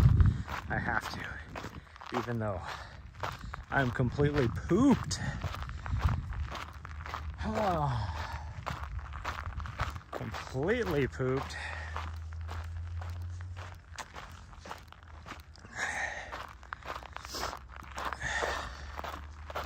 Like, my legs feel fine. I just feel drained. All of my body's energy has been sapped away from me. The caffeinated Scratch Lab energy chews have not done anything for me. And that was 200 calories, or 180 calories, I guess, plus caffeine. Should have done something. It did not. There's some people up here going on along the creek. In fact, they're almost to the bridge. Oh, the smells though, because the breeze is coming from that direction. The smells are fantastic. With the bushes and the trees and stuff. It smells great. Oh man. Okay, we'll just shuffle along. We can do this.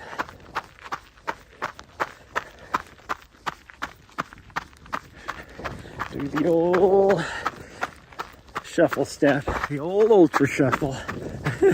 Even though we're not running an ultra, we sure just feel like it.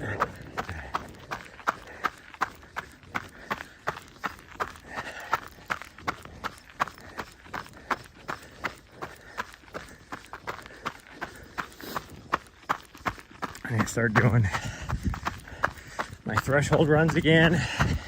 Maybe we'll try and do one tomorrow. See how the dog does in the morning. If we can do that, we can actually be pretty fast with the total run.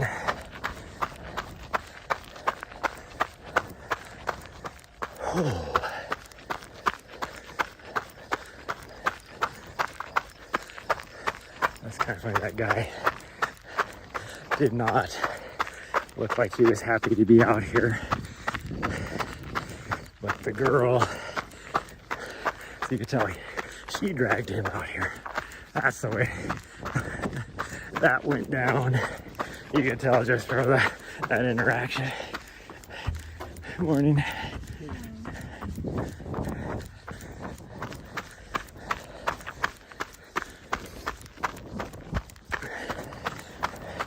Those are definitely bird watchers. Had their binos and all that kind of stuff.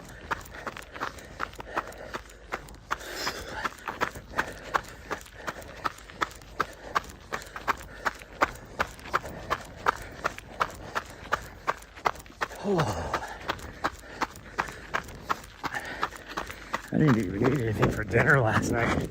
I got back later than I thought I was going to, because for whatever reason, coming out of the canyon last night, so basically all the way from where I turned onto Highway 191 from Big Sky to the end of the canyon, which is about 23 miles, was a motorcycle that was doing like, well, most of the time 45. The speed limit's 60 in that canyon, and there are some corners where you have to slow down to 45. But he was doing that pretty much the whole time. It wasn't raining, it wasn't windy. There were some storms off in the distance that if we didn't drive fast enough, we were gonna get hit by. But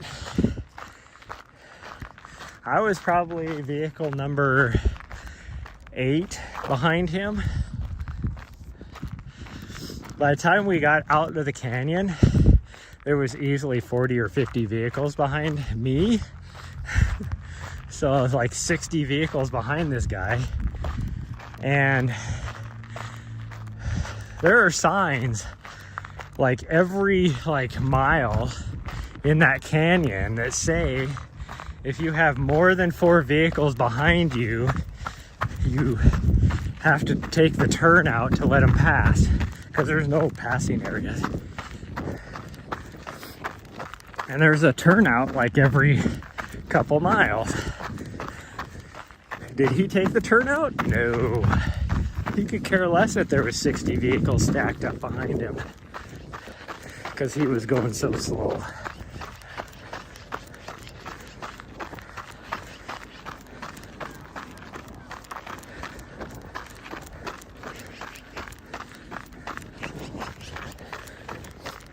It's not like you couldn't tell. This is, it's dark out.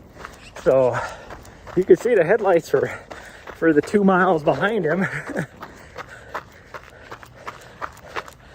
And then, to make it even worse, like right when you come out of the canyon, there is a passing lane that's about a mile long. So then we get to the passing lane, and what does this dipshit do? Then he decides to speed up to the actual speed limit, so nobody could pass him. And so I was the one guy, well, like the 7 in front of me, got around him. But by the time we got to that passing area,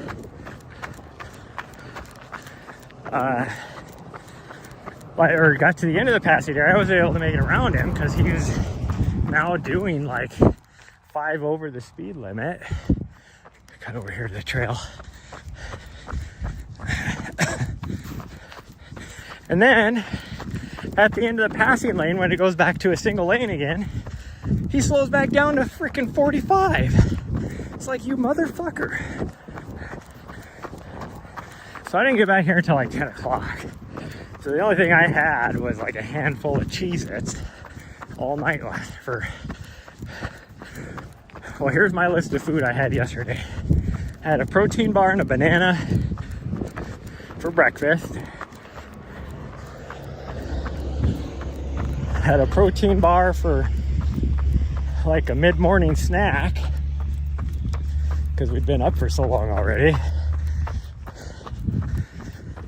Had a package of Nutter Butters for lunch, and then a handful of Cheez-Its for the drive back.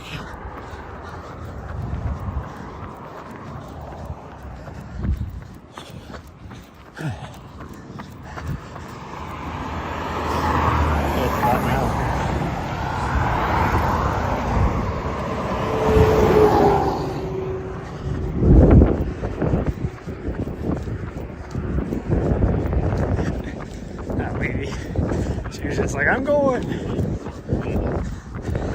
I'm like, screw it, I'm hitting the button.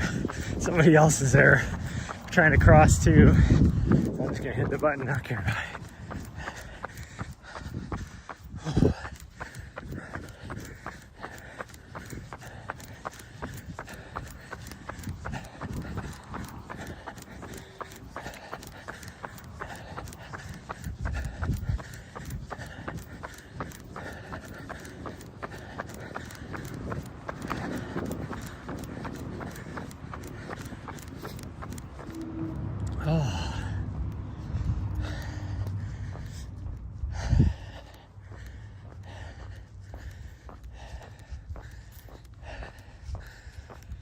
Ooh, this hill is too much for me at this point in the run. At least we're catching a little bit into some nice shade right here. That feels so nice after being just super exposed in the sun for the last 4 miles. Oh man.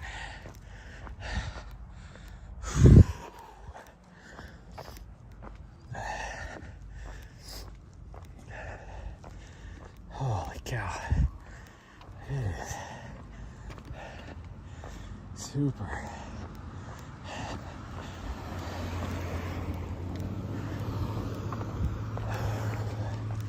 super tough right now.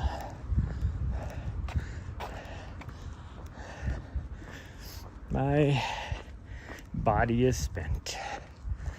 It's like now just now running up this hill, my legs still feel strong, but my heart rate and my breathing started to skyrocket because I'm just spent.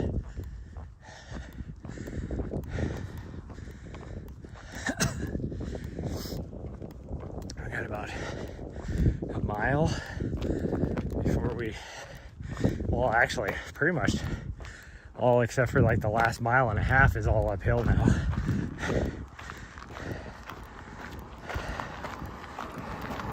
We got at least 4 miles back, I think.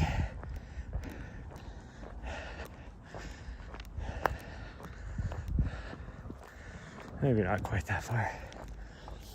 Here, all these people are go to work late, or they're finishing up their lunch break. Because, gosh dang, there's a lot of people leaving at this time. Maybe Maybe they're meeting somebody for lunch. It's 11:35. That might be what it is.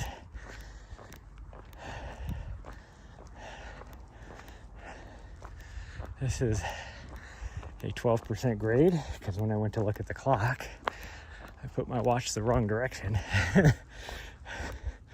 I always forget which direction to scroll to see the time on my watch when it's in activity mode.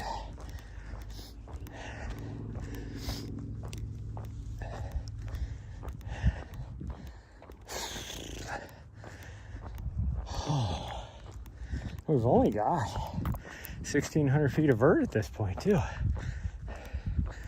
So from the top of the mountain, we've only done 300 feet.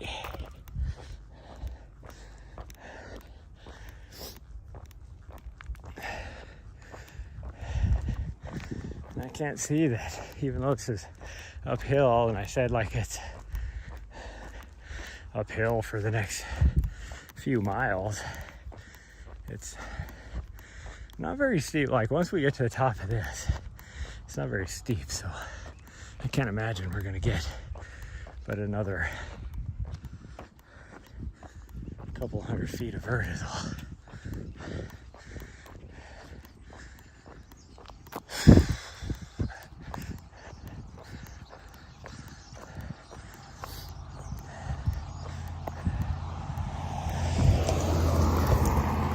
Like I think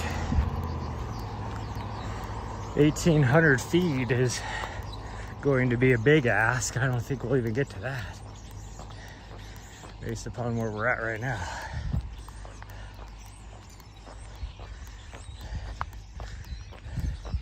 An extra 200 feet. I don't think we're gonna get that.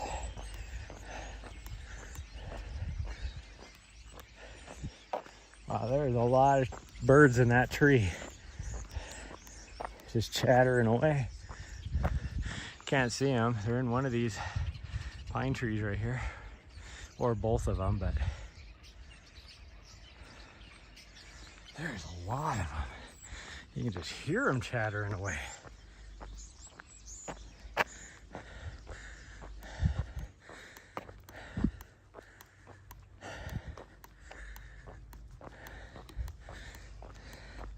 I am sweating way more than someone should be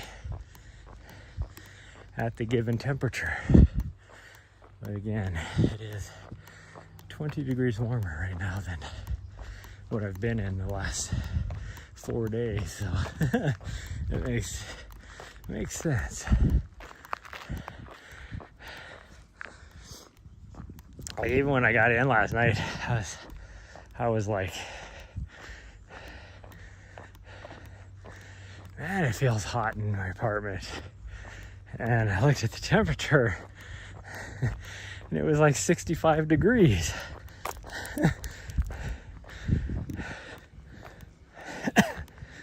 And I was like, man, it feels warm. It does.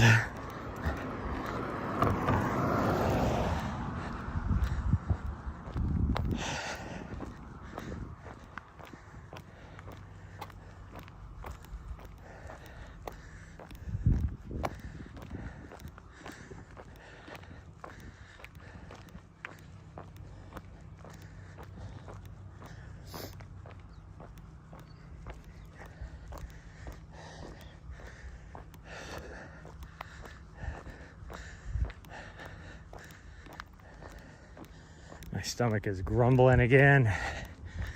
So this is definitely a food issue.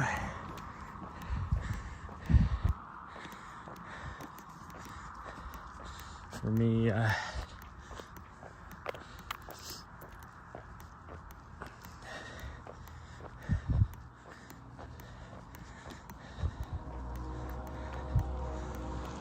bonking as hard as I am, it is a lack of nutrients for my body.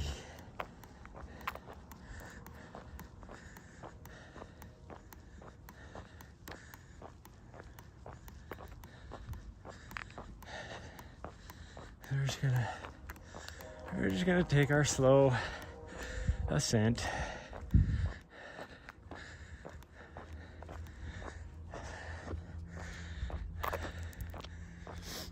It's evened out a lot now, though. It's not as steep. Now this last little bit is steep, though.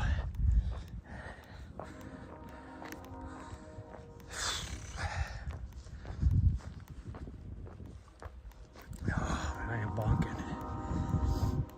bonking terribly. Only 8.5 miles in. This guy has a little creek in his backyard that he built. Because that's not a natural creek. And it doesn't go anywhere but his yard. That's kind of cool. But if you look at that house, you can tell. I mean, that house right there doesn't look like much. That's $1 million house right there for this part of town. Well, for any part of town here.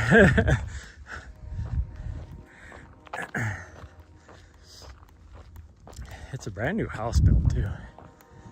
Like the last, 6-8 months we've been watching this thing get built. So we got a little bit of a flat section here now as we cut across to make the next big climb. There it is. So it looks pretty big. It's got a lot of the big timbers and stuff on it, which ups the cost. It's not a very big yard though.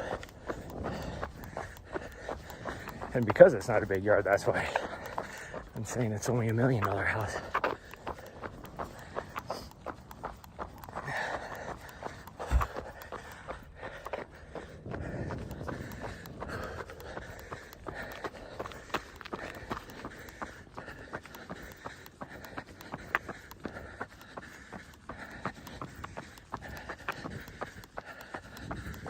Oh, okay, so this is too steep to run. I don't have it in me. I am on the struggle bus, and he's not driving very fast.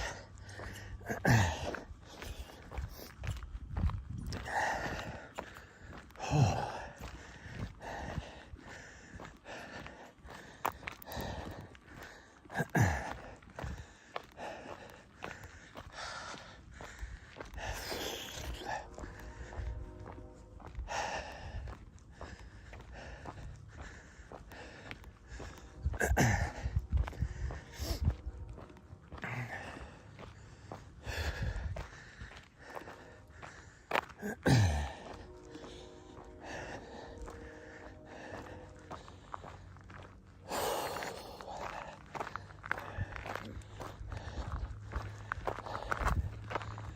Oh man. Lots of people out here on their midday runs.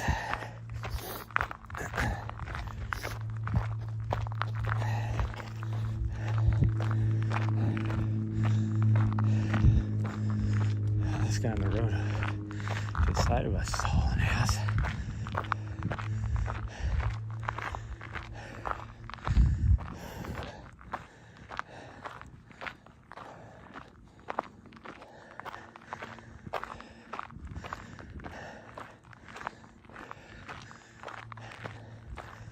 Oh man, the glutes are feeling this climb, and we still got a bit more climbing to do.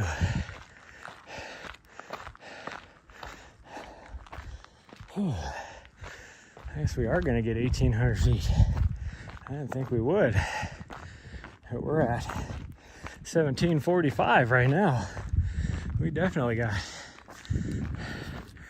probably another 100 to do.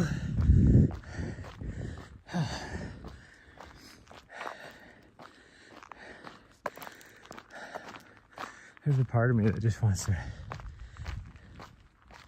go up. I keep hearing a turkey. There is turkey in this area, but not close to the city. Huh. It's probably a crow imitating a turkey, because crows will imitate other things all the time. Anyways, there is a part of me that wants to like just continue up and hit Prairie and come down Prairie, which we could do, I guess. I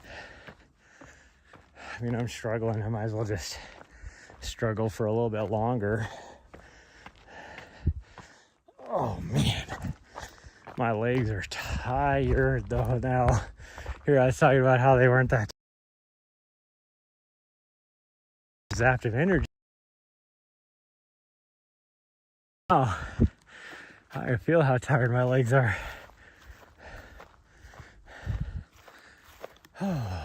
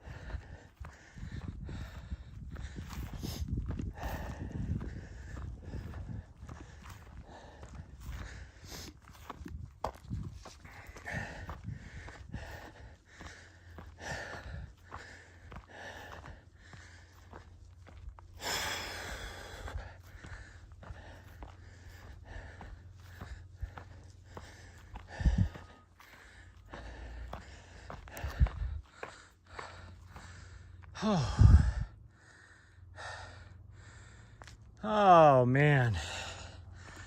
Oh, my signal came back. Struggle bus. I'm gonna have to go back and rename my YouTube title after the end of this. And just put riding the struggle bus. Cause holy cow, that's all it has been.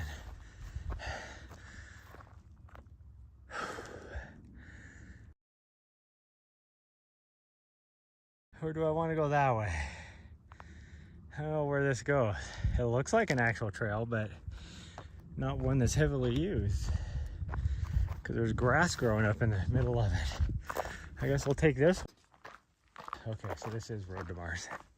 Oh, and that is Road to Mars down that way. So we weren't on Road to Mars, we were on Northwest Passage. Okay, so we gotta take Road to Mars at least up to Ambrose, but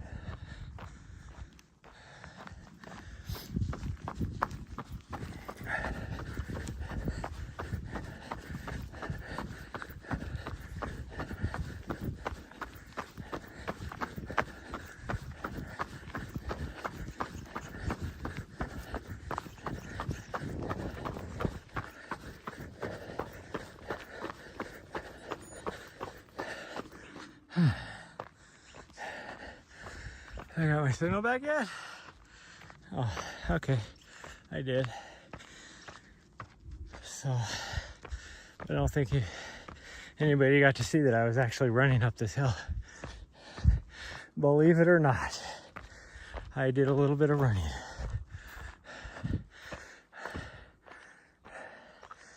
Oh, I think, unless I'm dumb, I think that actually was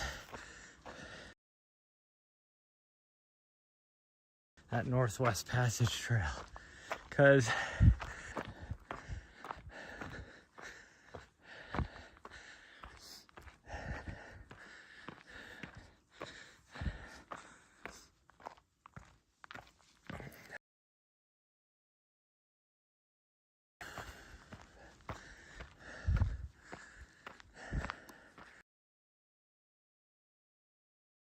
another, it's definitely not prairie.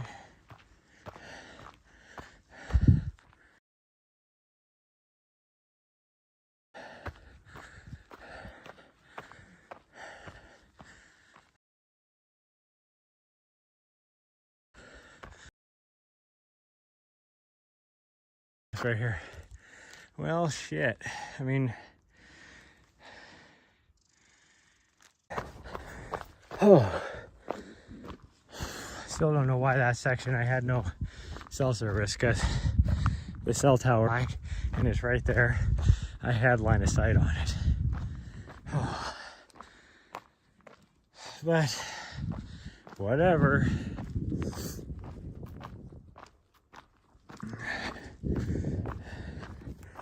Yeah, we are at here. I was like, oh, if we hit 1800, we'll be like, that might be asking for a little much. I'm at 1988 and we still got vert going back probably.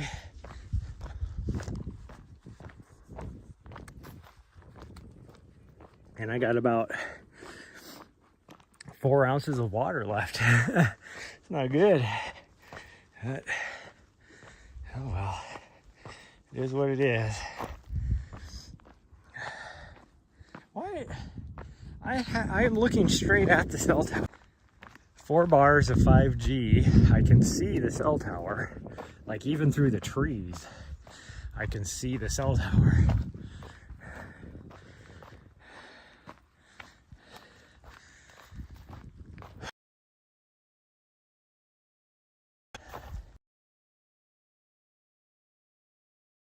To have streaming issues where it says I have an unstable network or unstable due to a weak network connection. I bet you if I ran a speed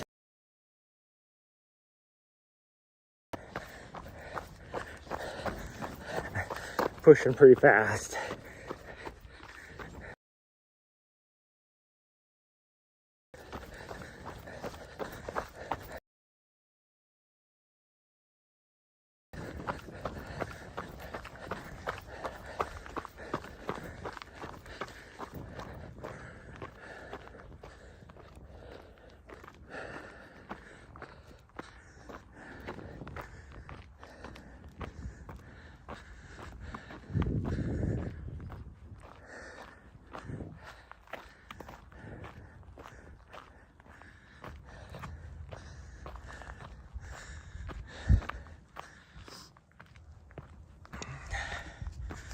Oh look, it finally came back.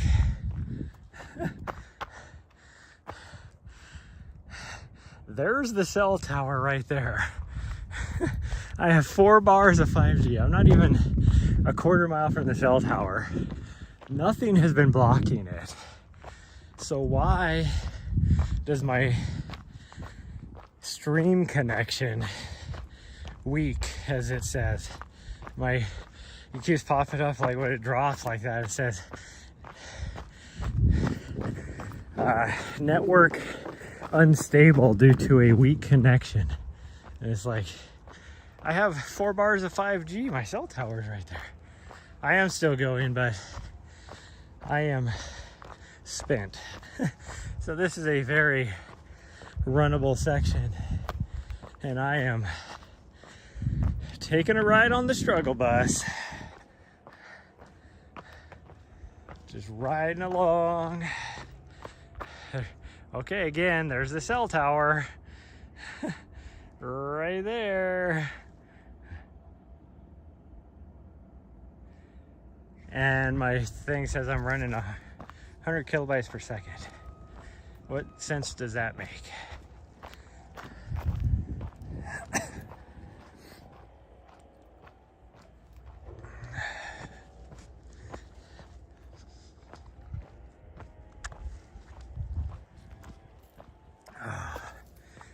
Yeah, I'm almost out of water too,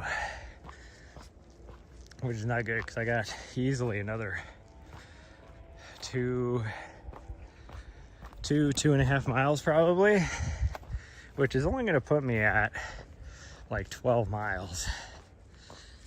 Not even close to the 14, 15 I was thinking. Well, I was thinking I was going to go higher up on the mountain and weave around is where I was getting my 15 from. No, we're staying. But it's the lower main trail going up, let's put it that way. Soon to be the lowest trail because it splits here at Tubbs. There's no trail lower because even on the way down to Tubbs, there's the lower trail. That's that Northwest Passage trail that we pass coming up.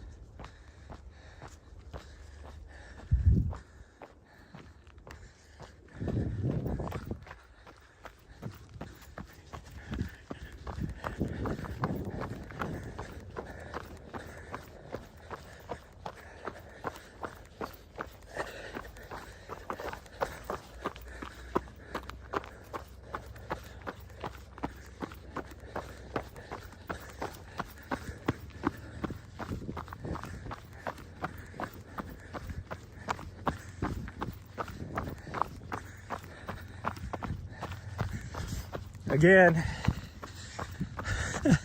for some reason I got a weak network connection, even though now I'm far enough around on this, I have line of sight on 3 of my cell towers, but I'm still only a quarter mile away from my cell tower right here. And I say my cell tower because there's actually two cell towers over here that are a quarter mile away from me. One is a T-Mobile tower, and one is my tower. Well, it's mine and AT&T. But in Montana, you can have Verizon and you can have AT&T, but the provider is the same here. But they can't have it as just Verizon because then it would be considered a monopoly. But now that T-Mobile is here, they could. T-Mobile is just recent to Montana, or to at least Helena. Most of Montana, really. Okay, so it's the Trails Tubbs. This will get you back up to Prairie. We're going to continue on Ambrose, but there's the trail right there for that Northwest Passage trail. So really, we could have taken that off, but we're gonna go this way. You know the crappy part? I don't know what is going on, because this has only been like, what, about 3 weeks now that we've been. I can't even get a sentence out because the freaking network keeps dropping.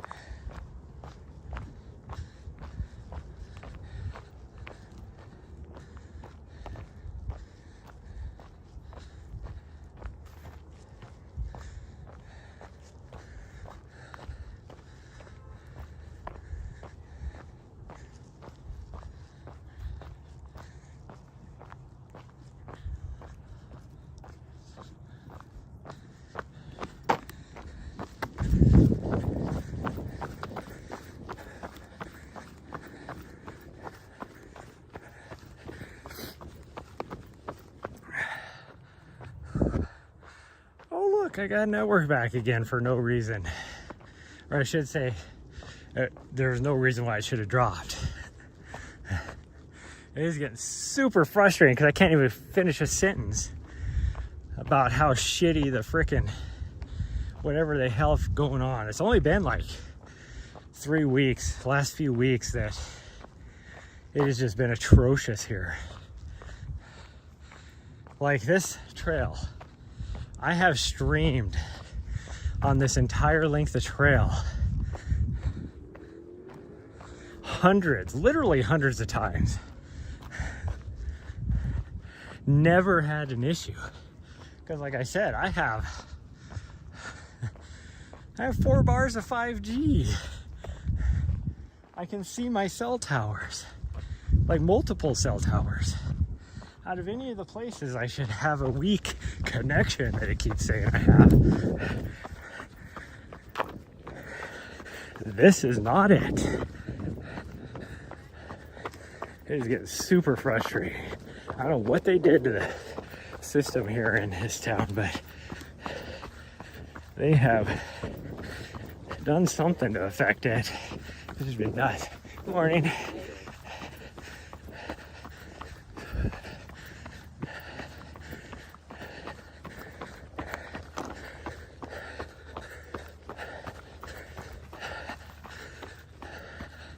I did not want to run it. We're nice enough to get off the trail. So I didn't want to be like, stop and walk past them. Gosh dang.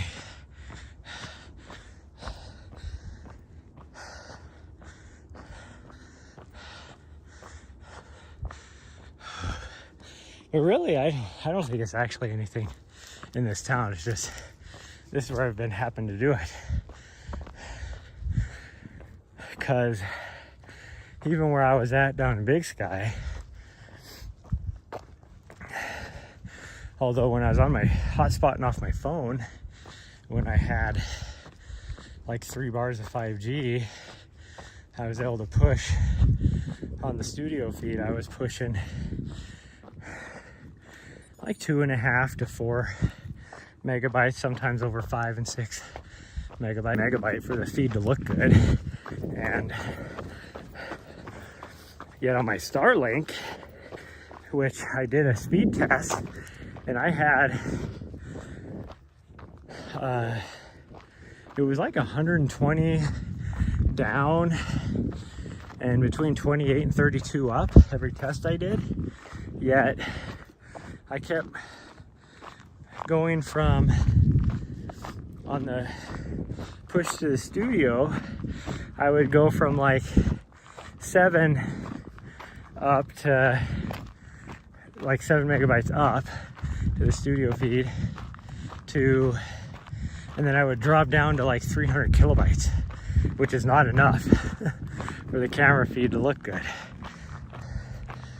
Even though like when it would dip like that, I would run a speed test because I just tested to see like, is it like satellites going by or whatever. But no, my speeds kept up. Like my upload speed is the most important thing, and it was working fine. So I don't think it's just here and the cell towers. I think it's just something with the internet. The World Wide Web, is one might say. Oh man, the view now this morning is freaking just gorgeous out. You can see the nice blue waters of Lake Helena out there, looking towards the shadows now, because the sun isn't just freaking beating down on us. The wilderness area up there is looking pretty cool. I mean, the whole valley is just amazing now. Just the views. Not like when we first started out this morning, when it was freaking like, I don't know what was going on. Like it was more hazy because of the direct sun just beating down on us. Now there's a little bit of high cloud. It actually feels nice. There's a little bit of a cool breeze too. And I was hitting the struggle bus earlier, but I actually feel a little bit better now. So that does tell you it was just the sun exposure was just draining me. Because now that sun's been covered, I feel like a new person again. That's kind of crazy.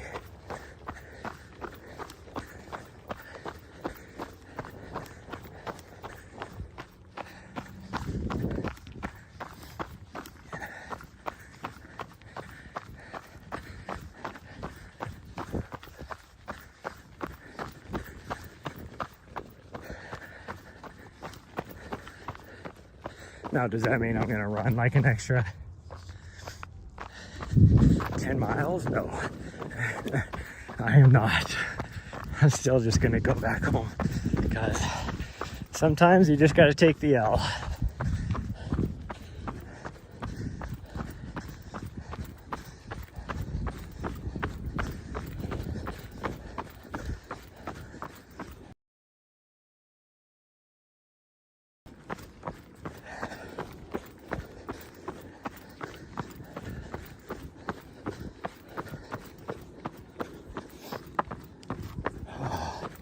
I need to run over to Target and see if they have any, or Walmart. I wonder if Walmart, I think Walmart sells honey stinger waffles.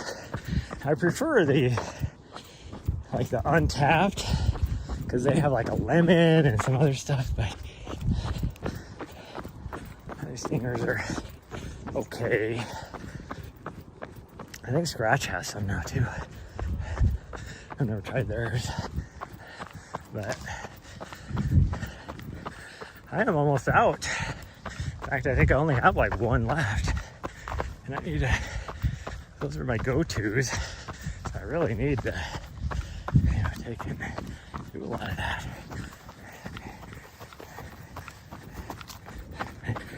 She was going uphill, so she can have the trail. She was working harder than me, that's for sure.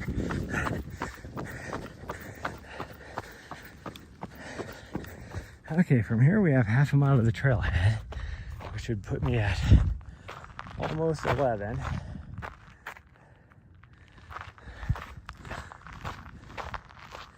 I was reading a new little sign right there, memorial sign.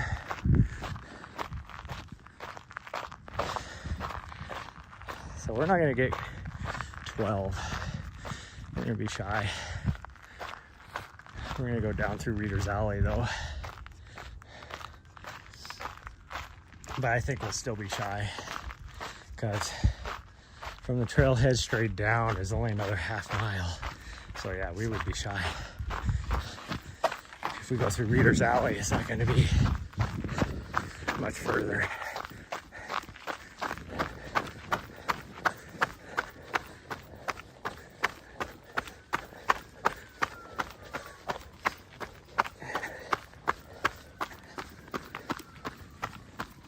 I don't know what, there has been the last 2 weeks than normal between ambulances and police and fire trucks and all that. I don't know what is the deal, but it has been way more than normal.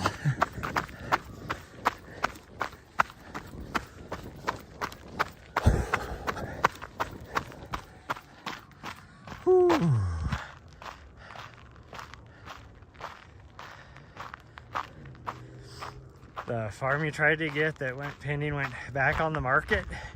You put in a cash offer, nice. Well, hopefully you get it. That's cool. You know, you missed earlier, I was just talking about how if somebody had asked me a question about, do you ever get lost on the trails? And I said, well, if I say no, but if Barfbag was here, he would disagree and talk about how there's been times I've been lost where I, at the time, would say I wasn't lost. I knew exactly where I was at. I just didn't know how to get over to where I wanted to go to. Doesn't mean I was lost.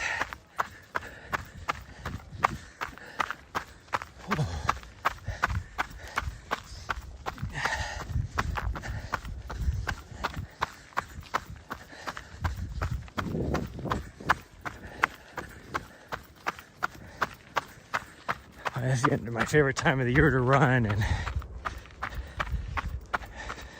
it is a lot cooler. I am not complaining about how hot it is. It's the sun exposure I've been complaining about today. Not being hot. The sun is hot. Temperature not being hot. But it's way cooler than it was even a week ago. Like exactly a week ago, it was 91 for a high. Today's high is like 70 something. I don't know what. But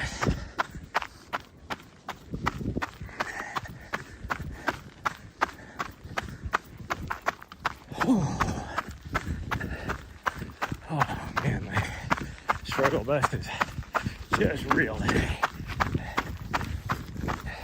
Morning.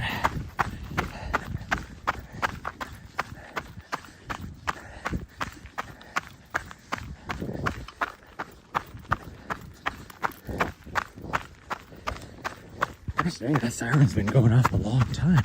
It's like, how far are you driving? Helena's not that big.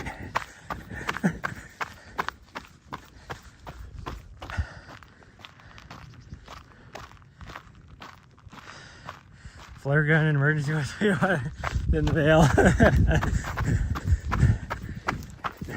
Yeah, whatever. I have a whistle. I discovered. Where's it at? I found it before. I think it's. I don't know where it's at. There is an actual whistle on my vest somewhere. I found it the other day.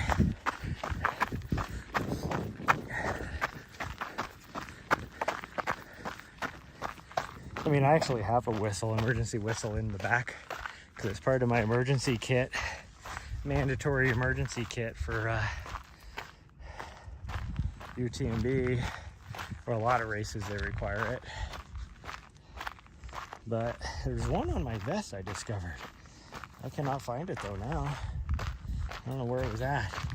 It was like on like one of the little straps coming off of it. I didn't know it was a whistle because it just looks like it's just a little strap. But then I looked at it and I was like, oh look, it has like a little integrated little emergency whistle.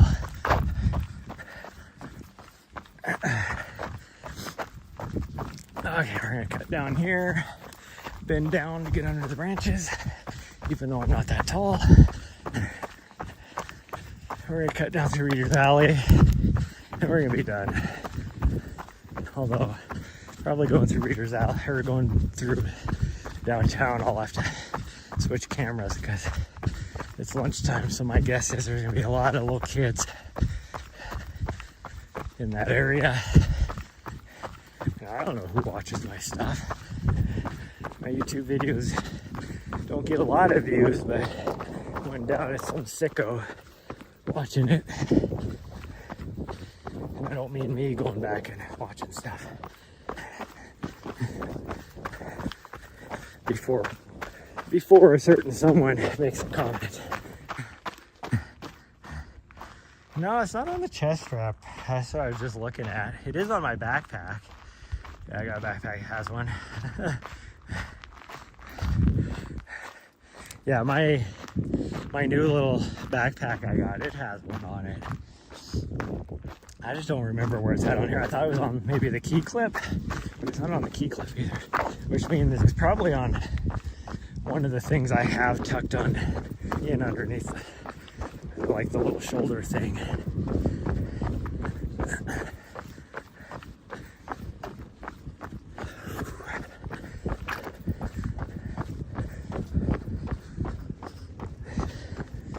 Yeah, before I did that trail work party, I wanted to get like a smaller little backpack, so I bought a new Osprey pack, and it has one on the chest strap.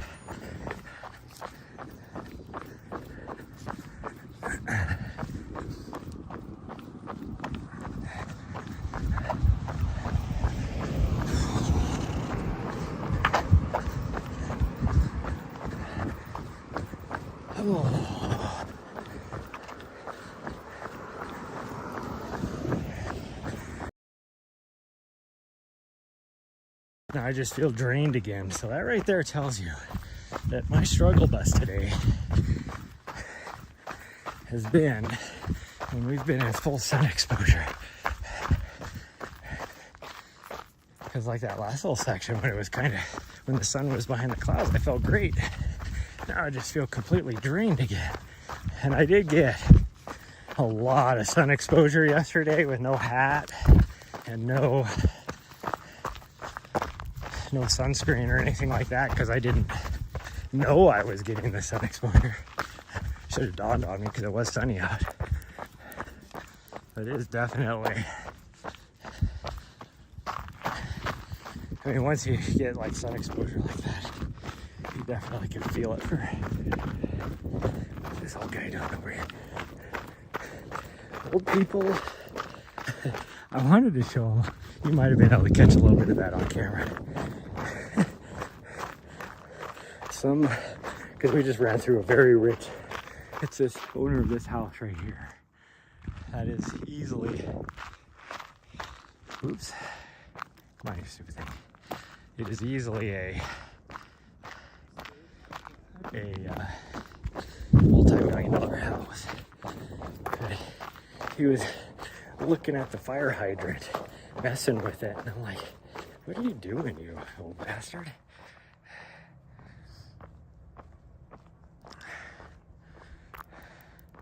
Three horses. That's cool.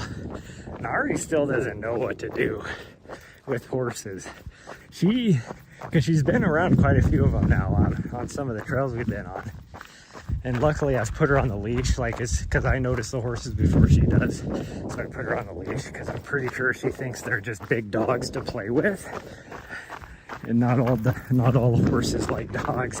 So if it's a horse that doesn't mind dogs, then it's nothing wrong with it. But she just doesn't understand any of that stuff yet. Like she ran into, she had her first experience with cows a few weeks ago, and she chased them for like over half a mile, and it was like 95 out. And she just didn't know to stop because the cows would run because she was chasing them. Like I was hoping because there was a lot of calves around. So I was hoping some heifer was just gonna turn on her, protect her babies, but they just ran. She needed to be taught a lesson with cows.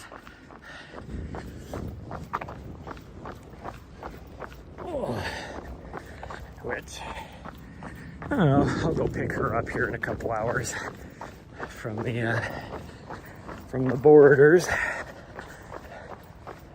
because she does get to go to Mammoth with me tomorrow and spend the weekend up there. She couldn't this last weekend because I knew I was going to be up on a chairlift, or having to ride chairlifts up on the mountain, and I would be away from her for hours. She would have just had to stay in the van because even the Airbnb was not dog friendly and all that kind of stuff. So okay, so it is a Monday.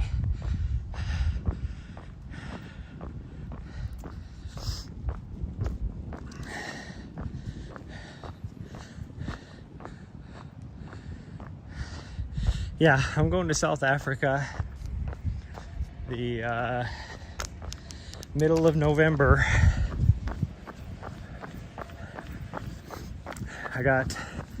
my plane ticket I was able to get with all my miles that I have. So it cost me whatever the transaction fee, like $55 or something like that. So I got my plane ticket already. A hotel I paid for back in like February. So it's all prepaid. So probably be another, $1,000 is all for the whole trip.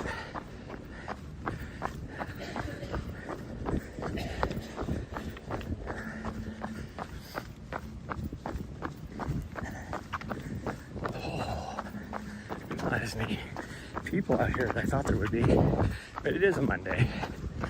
Usually like this little place here with the windbag for lunchtime is usually busy no matter what day.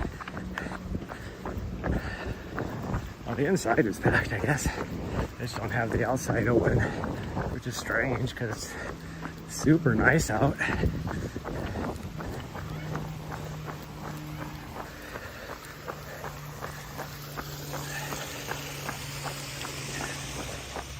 There's not even that much traffic.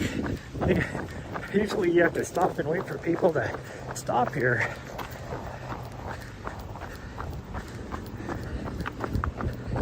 It's kind of crazy.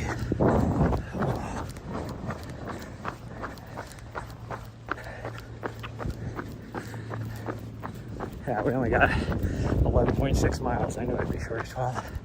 Oh well. So much for getting our 20 to 30 mile run in that we wanted to get. But I'm just not feeling it today. That weekend just killed me. Made me way more tired than I thought I was. Oh.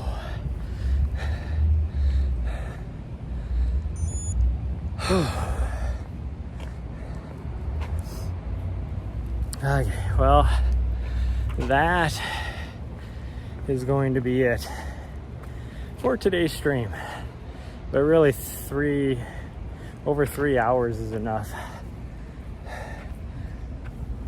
Oh man, I'm tired. That took so much out of me. It's that sun. Like right now in the shade, I'm feeling pretty good. That sun though, man.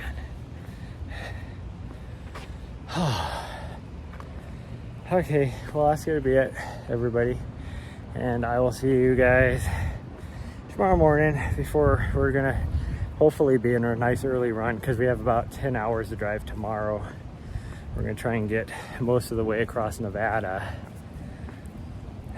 And then that way we only have like another 4 hours to get to Mammoth, California, which I'll be doing stuff on Wednesday. We're setting up the studio. Thursday we're doing I think we're doing maybe some pre-show interviews, and at least a pre-show for the VK. And then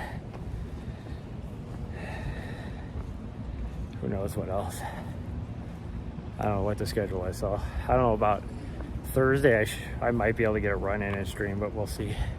Friday definitely not. Saturday definitely not.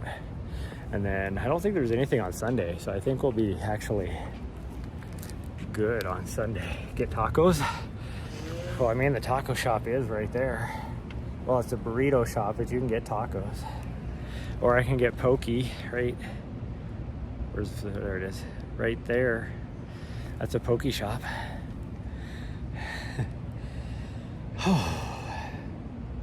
Yeah, that was rough. But anyways, that's gonna be it. I'm gonna go shower, and